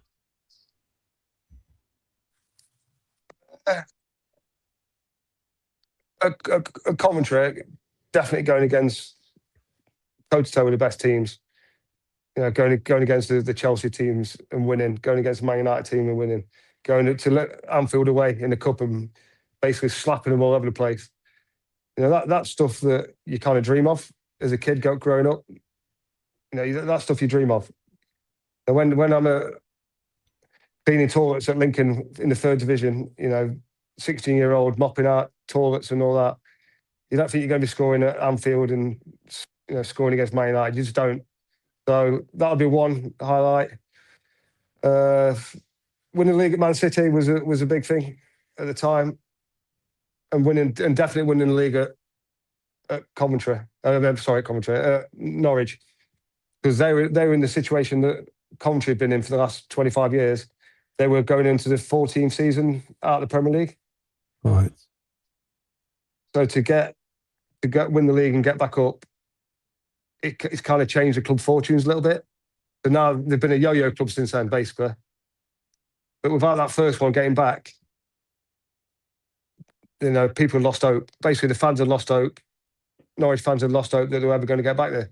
Just like probably before this season, or well, before the Championship playoff final, Coventry would have been thinking, you know, when are we ever going to get back to the top flight? So I think that changed Norwich fans' mentality and the club trajectory, really. Instead of being like you know, we're hoping to be in the Championship, you know, we're hoping to just knock around in the Championship. We're a Premier League team. So hopefully next year when Coventry are in the Premier League, they'll have that belief that whatever happens, we'll have the staying power, the financial power to be a bit of a yo-yo club and get established. Yeah, good answer. Yeah. Adam Donaldson's just come in to say, who was the best goalkeeper you ever came up against? There's so many good goalkeepers. I think Schmeichel would be the one. I think his all-round presence, you know, his shot stopping ability, I don't think there's probably been a better goalkeeper in the world than Schmeichel at his best. So I'd probably say Pete Schmeichel. Yeah. And Mark, again, has said he's just interested in. So he's asked about how many goals you scored across your whole career, but then he's also said back in the day. Obviously, now we've got stats about everything, including assists. Was there as much focus on that back in sort of your playing career as to? Was it just about the goals, or did people care about how many assists you got in a season and things like that? You definitely, as a centre forward, you remember. You're about your goals. But assists do matter as well. I think especially if you're an attacking player, you're basically judged on goals and assists. So for me, I always knew what I'd done, what I haven't done. I think I scored nearly 150 goals in my career, which, considering I played more than half of it probably on the left wing, I'm quite happy with that. Yeah. Like I say, a lot of them goals are half decent as well. So I can live with 150 goals. I don't think is too bad. I think it's works out 1 in 3, 1 in 3.5, near enough. So that's not too bad. That's a good ratio, isn't it? Yeah. There's one here from SWW asking about, he used to see Whelan and Salaka in Mr. G's nightclub on the last Friday night before a game. I mean, this is in general, this is 90s football now. There did seem to be that kind of drinking culture. I mean, and I think it took Arsene Wenger to come into the football, into our football to sort of change things with Arsenal, because theirs was bigger than anybody else's. Was it as bad as people make out? Or was it just a myth, really? No, there's still a drinking culture, but I can honestly say that I never went at all on a Thursday or Friday. Never. No, not before one game did I ever do that. But on a game, after a game on a Saturday and on a Tuesday, if you had a day off on a Wednesday, it did happen quite a lot. Yeah. So at one point there was a massive drinking culture, but everyone was doing it, so everyone was on an even scale. Yeah. Some more than others, but I think for the better of the game, that's gone out of the game a little bit. But also, but you would see fans in a pub or something, and there was probably a bit more of a relationship with the players and the fans back then. Now there's probably none at all. So, it wasn't all bad. It wasn't all bad. I think fans have probably got less connection with players now than they did 25 years ago, I would guess. Yeah, and I think fans back then used to keep their mouth shut as well. You can't do it now because there'd be a video within seconds, wouldn't there? That's the problem. Back then, you could go out on a Saturday night and go out on a Tuesday, and people would come and talk to you, but they wouldn't be putting their phones in your faces, taking pictures and taking videos. No one would have never played a game if that had been the case. he already was staying for Strack for 5 months. So, Mark R says, did you feel it took ages from cleaning the toilets at Lincoln to scoring at Anfield, or did it go really quickly, that rise? It was pretty quick, if I'm going to be honest with you. So, what was it? Maybe debut at 17. By 19, I was at Newcastle. By 20, I was at Coventry. So it was pretty quick. Considering in between Lincoln and playing with Coventry, I probably only played 25 games or something. So time-wise, it was quite long, but actual game-wise, it wasn't that long. So yeah, I was pretty lucky that. Gordon, well, first Kevin Keegan, let's be honest, Kevin Keegan bought it from Newcastle. So he must have seen something. And then Gordon must have seen something. Like I said, I was fit for Gordon's first signing at Coventry. So hopefully that was a good one. It's quite amazing, though, because we signed Dion, who was basically going to be in the reserves at Man United because of the arrival of Eric Cantona. Yourself, who were, as you mentioned, all those great players at Newcastle in front of you. And of course, Noel had made a couple of appearances in the first team at Leeds, but basically was going to be in the reserves. So we signed 3 players at the time who were going to struggle to get into a first team, who came to Coventry and basically were like the Holy Grail, weren't you? The 3 of you. And it's just a shame we didn't probably go on to do a bit more than what we probably were capable of doing. I don't know what your thoughts on that are. It's like anything. I believe this. If you keep selling your best players, eventually it's going to come back and get you. You just can't keep doing it. At some point, you've got to put the team first. You've got to put the team first. And it's all right trying to get a bit of money here. The game's probably changed now. There's probably so much more money in the game where you don't have to keep doing it. But if you're selling Dion, selling myself just to keep things afloat, you can't build anything like that. They did the same thing with Robbie Keane. Even Bella's, whatever you say about him, whether you thought he was good or bad here, they sold him straight away, didn't they? After that to Newcastle.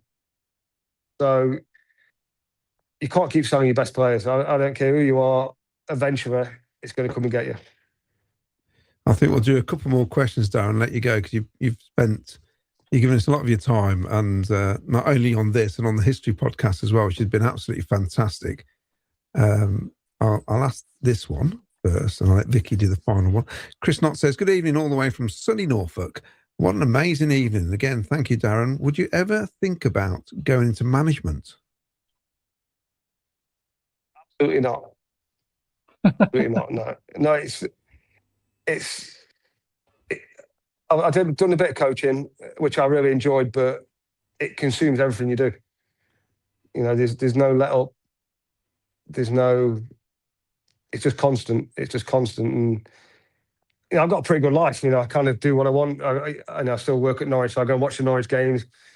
I get to other games. I occasionally go to see Mancity, come up to Coventry every now and again. I've got a really good life. I don't need the hassle in my life of. And let's face it, if you did get in a job, you're probably going to be sacked after a year anyway. So what's the point? I know you probably get a decent payoff, and you can bump up your pension a little bit. But apart from that, I enjoyed a bit of coaching, but the management wasn't for me. It takes a certain type of player and a leader to do it. I'm surprised Dion didn't do it, if I'm going to be honest with you. Mm-hmm. Surprised Dion didn't go into it. He went into TV instead, but he was one I thought would have been a manager type. Probably not a coach type, because he wasn't that way inclined, but like a manager, like the old-fashioned manager. I think Dion would have been great at that. Vicky?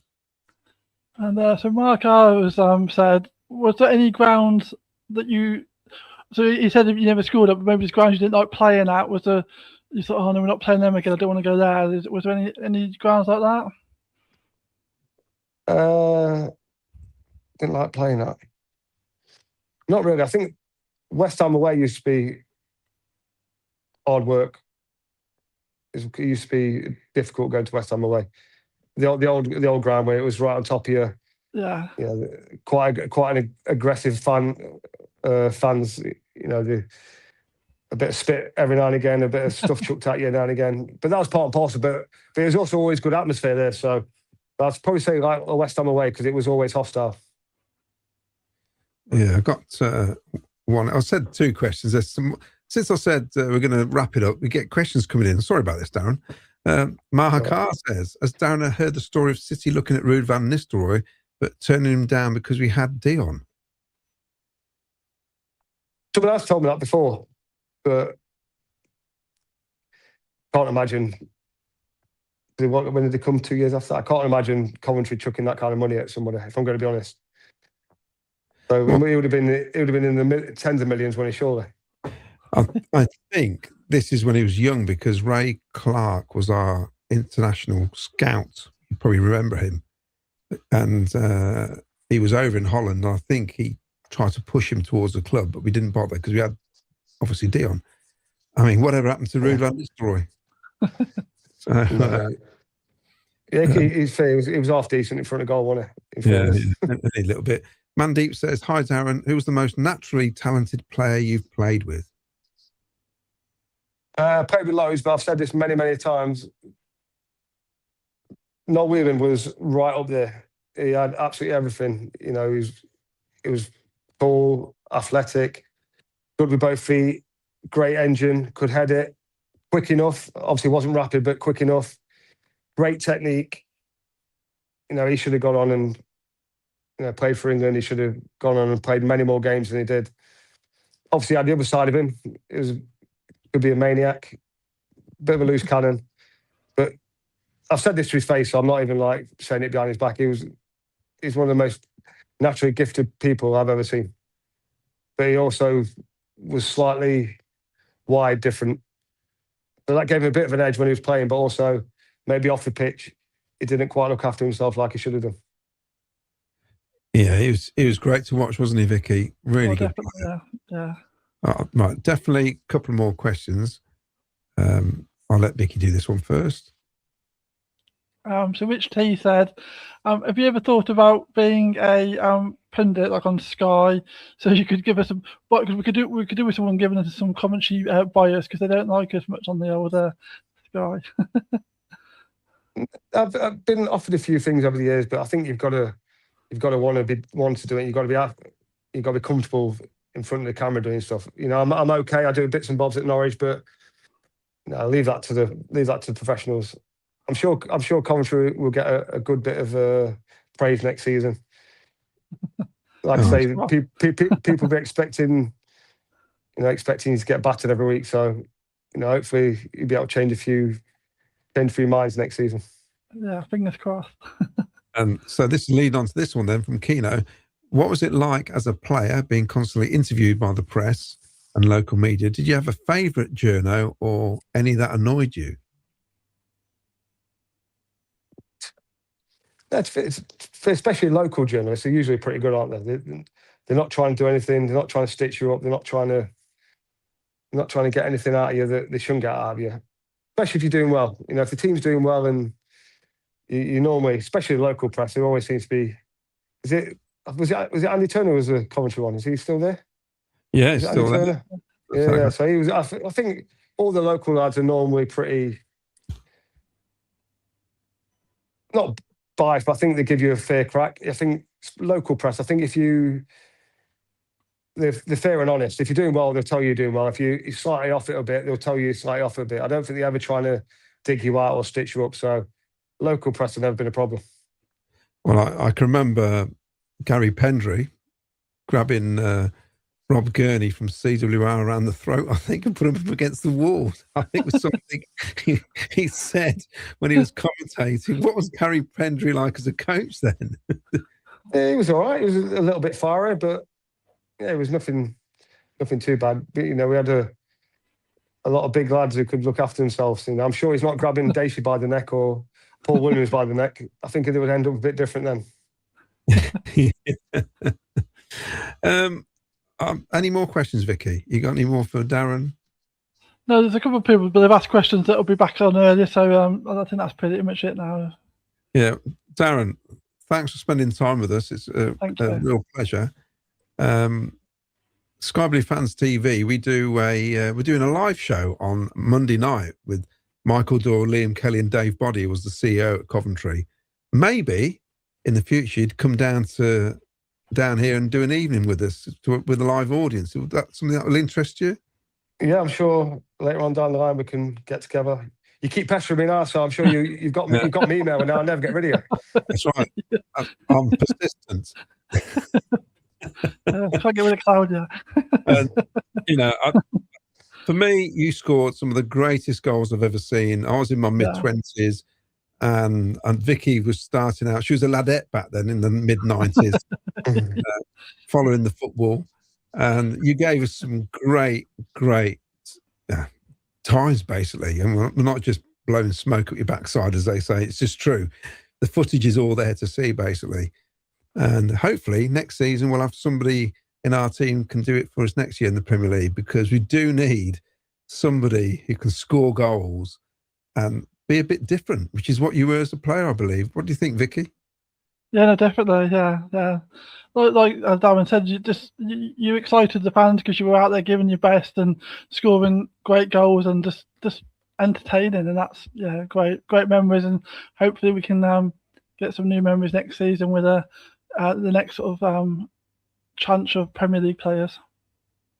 Cheers, Darren. Thank you. It's been a pleasure. Thanks a lot. You know, it's been 25 years and I must have done something right if you still want to talk to me. So great to speak to everybody, and I hope they've all had a good evening. Cheers. Thank you very much, mate. Cheers, Darren. Thank you. Thank you.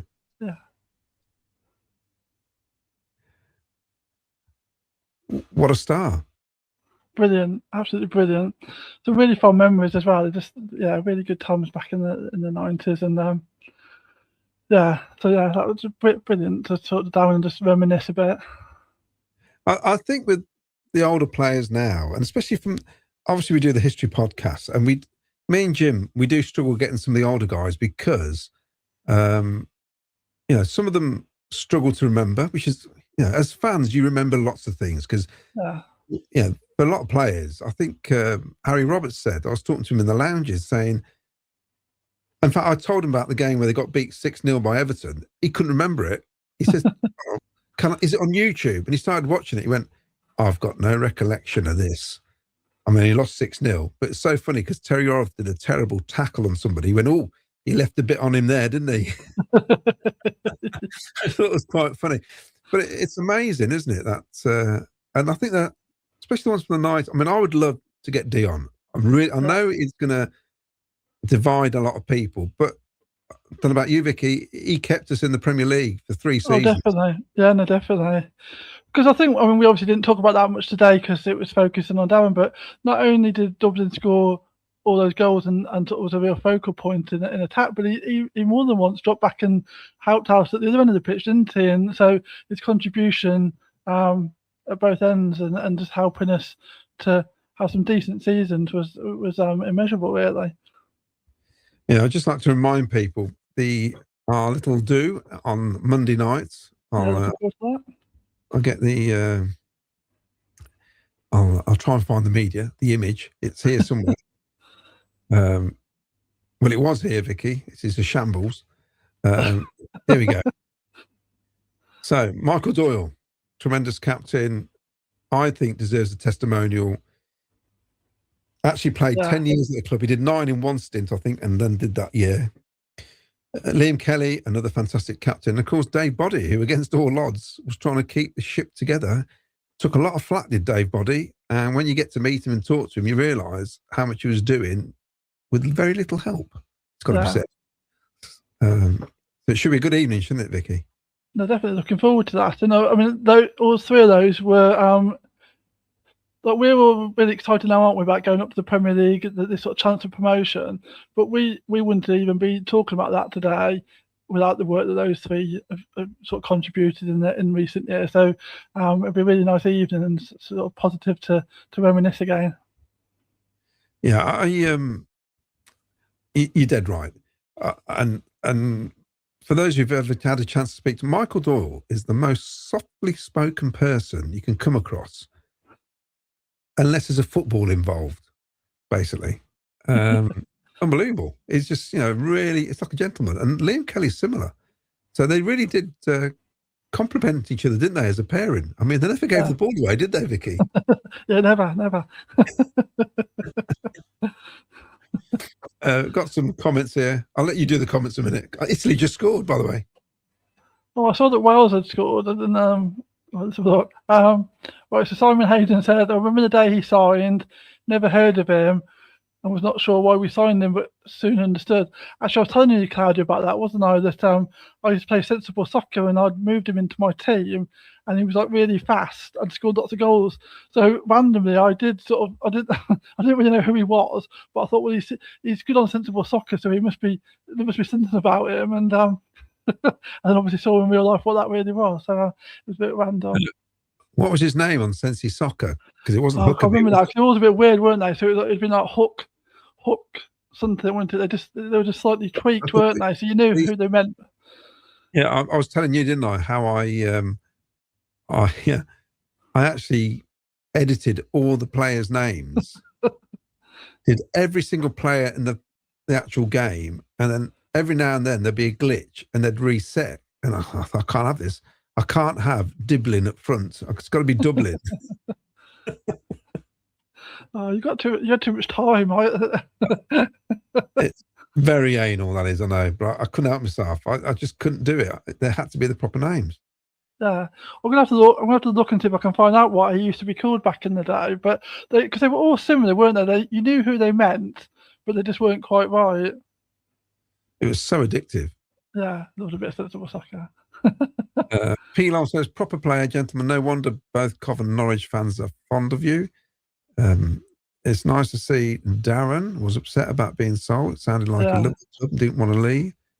And in all fairness, we've had a few players on the history podcast where the club needed money. It's as simple as that. And in some ways, you could say this is the plus side of the owner we've got now. He could have sold players. There are offers. He's kept this squad together. And look where we are now. We are we are 11 points from promotion. Yeah. As it stands. What a position to be in with 7 games left. I still find it incredible. I mean, you're looking forward to your free season ticket. I'm looking forward to paying 700 quid. Yeah, can't wait for my free season ticket. Well, I really hope you get it, if I'm honest. Thank you. Obviously, because it means you got promoted. Well, yeah.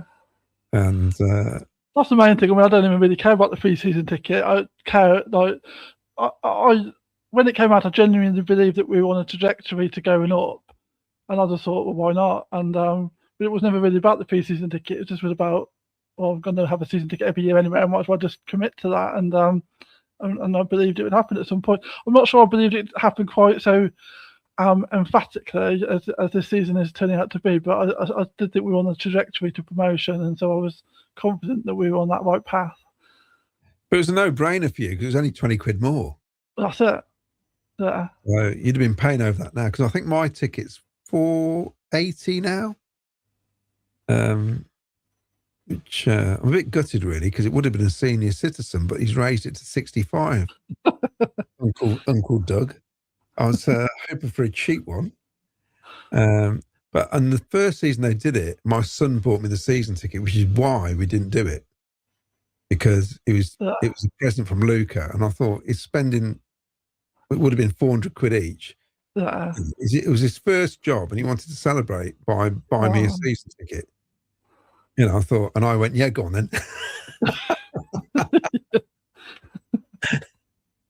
So and it's a big jump because it has been a huge jump for him, you see. And I know some people, some people, fair play, they paid about 120 quid more than they would normally. So it was a gamble and fair play, absolutely fair play. Got more comments? Lots of comments, reminiscing about Darren, and quite a few people saying how it's amazing. Quite a few players have got similar stories about not being or not wanting to leave, being sold, sort of being told they're going.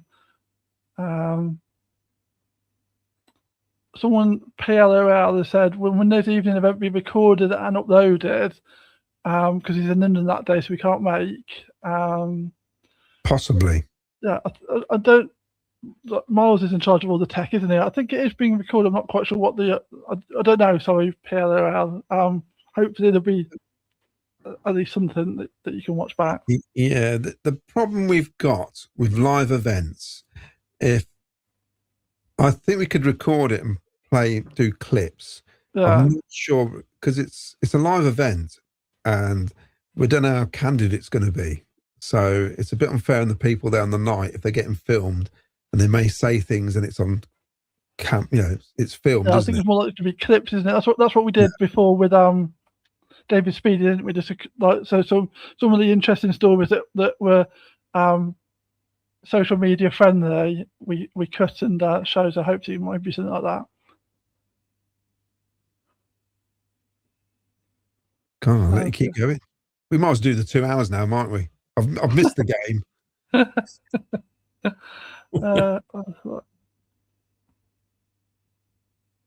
So Frank Wood says, how much do we think that season tickets will be next season for those that aren't getting a free one? Well, mine is currently $4.80. The premium ticket, because you could have bought one afterwards at $5.50. Yeah. So I think your ticket would have been $5.50, maybe $600 now where you sit. I'm fully expecting 100. If it went up by 100 quid, I wouldn't be surprised. But we've got less matches, and Doug has kind of said he's not too I don't think it will go up that much because of the revenue coming in from the Sky money. Yeah. You've got to keep it affordable for the fan base, don't you? Like he obviously wants there to be like full capacity, and so you've got to make sure that all the people that have committed to a season ticket can go, oh yeah, I can afford it again next year. If you price it too high, then people drop out because they can't afford it, and so it's about just pitching it sensibly, isn't it? Yeah, I can't imagine it being anything crazy. Yeah, and it's not going to be. He's not going to be. He's not daft. He's a very good businessman, and he doesn't want to lose customers. But in saying that's the Premier League, so I think we need to fill it out with City fans because the problem is hospitality. He needs to fill that full of Cov City fans because it could be open to anybody. There's nothing worse when you got away fans in hospitality. Yeah, it's a bit uncomfortable. Yeah, no, I've I mean, it depends, doesn't it? Sometimes it's not too bad if they're sort of there's just a couple and they're sort of fairly mooted, but you don't want to be want to be going back to the days of when we were at Highfield Road and you'd be playing Man United and like when they scored about after people sat around you suddenly jumped up and cheered because that's just annoying, isn't it? So you don't want that. You want it to be a Coventry positive atmosphere. Well, at Club Wembley, there was City fans and United fans sharing the same area. Yeah. So some of the people I knock about from Leamington Warwick, they went Club Wembley, and of course at 3-0 down, they're having to listen to all sorts. Yeah. When we got back to 3-3, it all kicked off. Yeah. And some of the City fans were taken outside and weren't allowed to get back in. So, yeah. Well, that's pretty much all the comments now. There's lots of people just saying thanks for like Darren giving up his evening, and yeah, I think that was enjoyable just to reminisce back about the 90s and really interesting insight. So, who's your favourite player back then in the 90s? So my first favourite player was John Williams. He was my first ever favourite player. And then, I mean, Darren Huckerby would have been up there. Like I said, he's the only player I've ever had on the back of a shirt. So obviously he was up there. I also was a big fan of John Eustace back in the day, just slightly randomly. But, you know, when you've got a player that you like, so he was another one back in the day. When you look back, that's the thing, you look back and you sometimes just forget how many like, players we had that were just like really like solid, decent players. And I think... like Darren's alluded to, sometimes it's a bit of regret now when you look back and you think actually we could have done more with that. And it's just a shame. But and it would be nice, won't it, for the younger generation who've never seen Premier League football at Coventry to get to experience what we saw back in the 90s, because there were some good memories back then.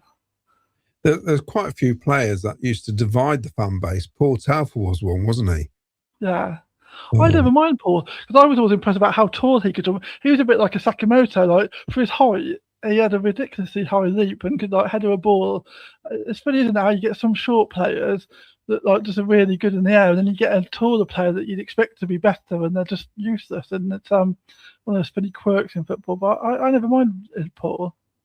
I know Darren on the History podcast raved about him. So he used to work so hard, and yeah. I think Strachan took him everywhere in the end, but I think he suffered because you had McAllister, Whelan, Huckerby, you know, all these players, flair players, and of course he was a workhorse, wasn't he? Yeah, and you need that, but those players will always, that's the trouble, you need that in a squad, but those players will never get the same respect as the ones that are exciting to watch, will they? Yeah, so apart from, you said Eustace and... Huckerby. And John Williams, yeah. So I'll ask you then. I'll pretend you're Darren Huckerby. What was your favourite game then in the 90s? Let's get a bit of backstory on Vicky.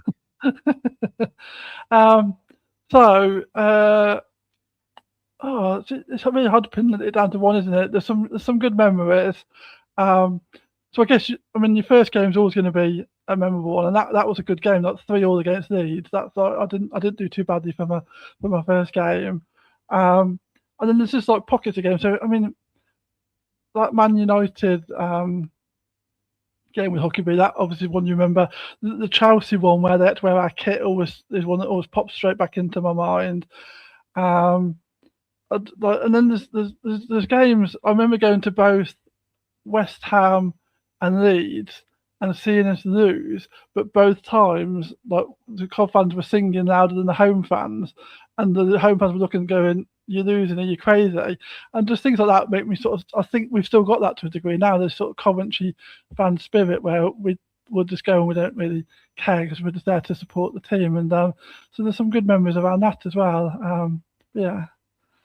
I think that comes from the siege mentality, Vicky, because growing up for me, and there'll be older fans watching will know what I mean by this. We used to have to put up with, back in the day, a lot of Derby stuff in the early 70s and Wolves. Later, West Brom and Villa in the late 70s, early 80s. And Forest, of course.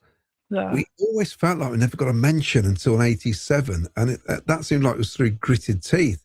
And I think it carried on into the 90s because we never ever seemed to be on telly. I remember they showed us twice live against Arsenal. And this was before Sky. Both games were 0-0s. We didn't do ourselves any justice whatsoever. They only had us on twice, I think, that season. Yeah. And I don't know, it never seemed to get us on a good day. And then eventually they did, because we beat Villa in one live match. The Arsenal game on Boxing Day, the 3-2, Robbie Keane. That's a good one. Yeah, that's a good one, isn't it? Yeah. That was live on telly. Yeah. And, there were some games where we were outstanding. Actually, that's another game, the Villa Park game when we won, when like Aloisi and Boateng scored, and actually when you watch that footage back, you can see me behind the goal cheering. I mean, I could see because I know where I was stood behind the goal, but I always like to watch that back, and I see myself going crazy behind the goal when Boateng wins the cross after he scored. So I can understand the siege, and I think we've got that siege mentality now. And what I will say is, if anybody's seen the Coventry Unseen, which is half an hour long, it's 3 matches it covers. There's a great bit at the end, spoiler alert, where EMC and Radoni are talking about the crowd. And this is 40 minutes after the game, and Radoni's going, they're still singing. You can hear it, they're still singing. They've left 40 minutes ago. And they're like, couldn't believe it. As a club, I think we take that forward now, the next 7 games, as a fan base, and keep driving this team on, because after listening to the Second Tier podcast, I can't believe I'm going to mention them, but I am. No. You've made a comment. I've made a comment on there. So disrespectful of what we've done this season with the players we've got, with the amount of money we haven't spent compared to other clubs. Virtually saying the league's crap, and that's why we're top of it. We're the worst team possibly ever to go up in 12 years or something. The season's not over yet. We can still get in the high 90s. Yeah. I don't know what your thoughts were on that. No, I find it, like you, I find it really disrespectful and infuriating. And the comment I made was along the lines of, as if we go up as champions, we've done all that can be asked as champions. Like we've won goal games, we've scored lots of goals, we've got lots of points, like goal difference and points and all these sorts of things. Like, what more can we do as champions? It's not our fault because there are teams in this league that should be doing better. It's not like the league's weaker. Like, it didn't get replaced by worse teams. Like, the teams that went up and the teams that came down from the Premier League are sort of fairly comparable. It's not our fault that Leicester are in financial trouble and Southampton brought in the wrong manager and Ipswich started poorly. All those things aren't our fault. Like, we've still had to do what we've done, and I just find it really disrespectful that people aren't appreciating like what we've done on a relatively low budget and just through like long time sort of relentless effort, really. It aggravates me a lot. It just feels a bit petty, doesn't it? A bit childish.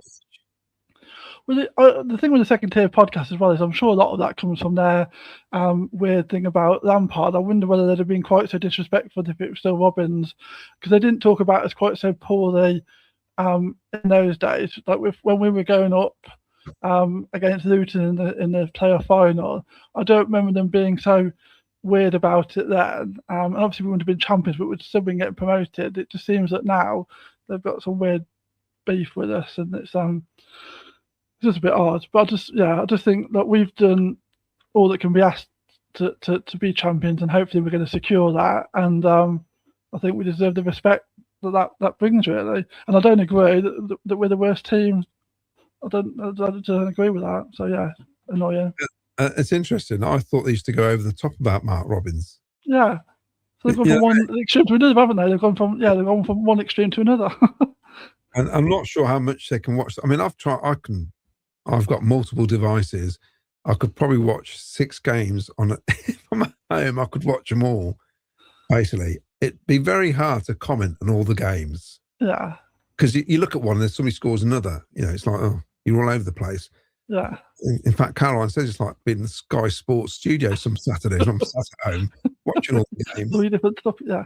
Yeah, exactly. I'll just read these comments out and we'll wrap it up, I think. Now that Italy are 2-0 up. I thought Wales scored earlier. Did that get disallowed then? Because someone put in the comments that Wales had scored. Yeah, they're winning. They're playing Bosnia. Oh, so Italy aren't playing Wales? No, they will do next week. Craig Bellamy, oh no. I can hate him a little bit more. There you go. So Ryan Matthew J says, second tier do it on purpose to get reactions and clicks. They want to stir up Cov fans, so they comment on their videos and tweets. They're idiots. Yes, I am actually commenting on their tweets as well. Let it go, but I can't. I'm always, yeah. It was Jack's fault today. If Jack hadn't told me about it, I wouldn't have responded it. I'm pretty good at letting it go, but I'm proud of this club, always have been. And it just annoys me when people take the mick out of us. It just frustrates me when they don't know the backstory, they don't know what we've had to go through. It's just, yeah. But Birmingham City got one of the best squads in the league, apparently. Mark R., it's my policy to drink every time Claudio mentions the second tier. Listening to the history podcast, going to work, had to pull over on the A45 to take a slug.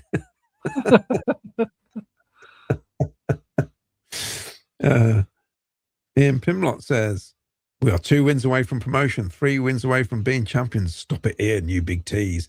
Bosnia just scored. I don't fancy that. That's another one of my favourites. Old Big Mo back in the day. Loved him. Yeah. Talking about Bosnia. He was a tough cookie, wasn't he, old Mo? Yeah. Straight off the battlefields into Highfield Road. I don't know what was tougher, the battlefields of Bosnia or Hillfields. I'm dropping off Jessica at Hillfields at that school. I'd suggest Hillfields at the minute. Oh dear. Only kidding, if anybody lives in Hillfields. I've got Tile Hill around the corner. You know what I mean? It's Paul Stratton, we need to stuff Derby to shut the second tier up once and for all. Yes. Salop CCFC says, all my fave players in the 90s were bloody sold to Villa. Dion, Boateng, Hadji. Yes. There's such players as well, though. That's what you just look back and you think, that team when we were playing, there's just some players there, aren't there, really? Yeah. I'll leave this on this. The Dion Dublin story, I heard Middlesbrough were after him, Blackburn were after him, a host of clubs were after him, and he was going to go. According to Brian Richardson, they offered him the biggest contract ever. That's what he said in that podcast. I've heard other stories where Dion said he didn't get offered anything or nowhere near that. The truth is normally somewhere between the two. I think the offer came in, but probably too late. And really, Vicky, at his age, he'd got a chance to move on. He's already had a chance at United, broke his leg, came to Cov to resurrect his career, really. Yeah. And he's got a chance. He's to go to the club that he supported as well. So what do you do? Yeah. Doubled his wages as well. What would you do? What would you do, Vicky? That's it. It's just unfortunate, isn't it, that club was Villa. I think if it had been anyone else, there wouldn't have been quite the same feeling. It's just unfortunate, isn't it? But I think most people, especially like the club you support, more money. How many people are going to really turn that down? Yeah. All right, and I think we'll call it a day. I think we've done over 2 hours. Didn't mean to. Didn't mean to keep Darren as long as that, but I looked up and I thought, oh dear, oops, I did say an hour. But I think still chatting. It's all good. I think the old footballers love to chat now because I think some of them probably feel ignored. It's a shame, really, and that's what we're trying to do on our other podcast, is try and bring it all back to life for me and Jim especially. And I love it for Jim because Jim's doing something he thought he'd never ever get to do, which I think is brilliant. And it's fantastic for me because he kind of he helps me along, really, sort of rejig my memory. Yeah. So Dawn Cook says, Dublin song at Villa, ooh, Dion Dublin went to Aston Villa and he broke his neck. Like, lol. Yeah. Harsh. It's a bit harsh. I've seen the colour photograph of Dawn now. I didn't realise that she's got I mean, she calls it strawberry blonde. I suggest it's a bit redder than that. But it definitely didn't look like strawberry blonde in that photograph. You're going to have to watch out. And Dawn's panicking in Dawn. Victoria Oaks, where we kept singing "Let's All Have a Disco" at West Ham, and their fans were just stunned into silence because we were relentless. I think it was like we were losing like 5-1 as well. It was like really like, it might have been in that season when we didn't win a game away from home. I can't remember now, but yeah, it's, it was definitely a bad result, but we were just singing and having a party. And we'll finish with this. She says, "I'm due a knuckle sandwich." Well, it makes a change from a prawn one. So, Vicky, you've been a star tonight. Getting you in practice for Monday night because Vicky's on the mic with Jack on Monday night. Miles is MC. Me and Ken are doing the meet and greet. So if you've got a ticket, you've got to get past me and Ken. If your name's not on the list, you're not coming in. And there's only 3 tickets left. It's going to be a sellout. So come on, if you haven't got one, please come along. It'd be a fun evening. Vicky, you've been tremendous. Thanks, Claudio, and thank you very much. And I'll speak to you soon. See you soon. Yeah. Good night all. And play up Sky Blue. 11 points to promotion. Sky Blue Fans TV.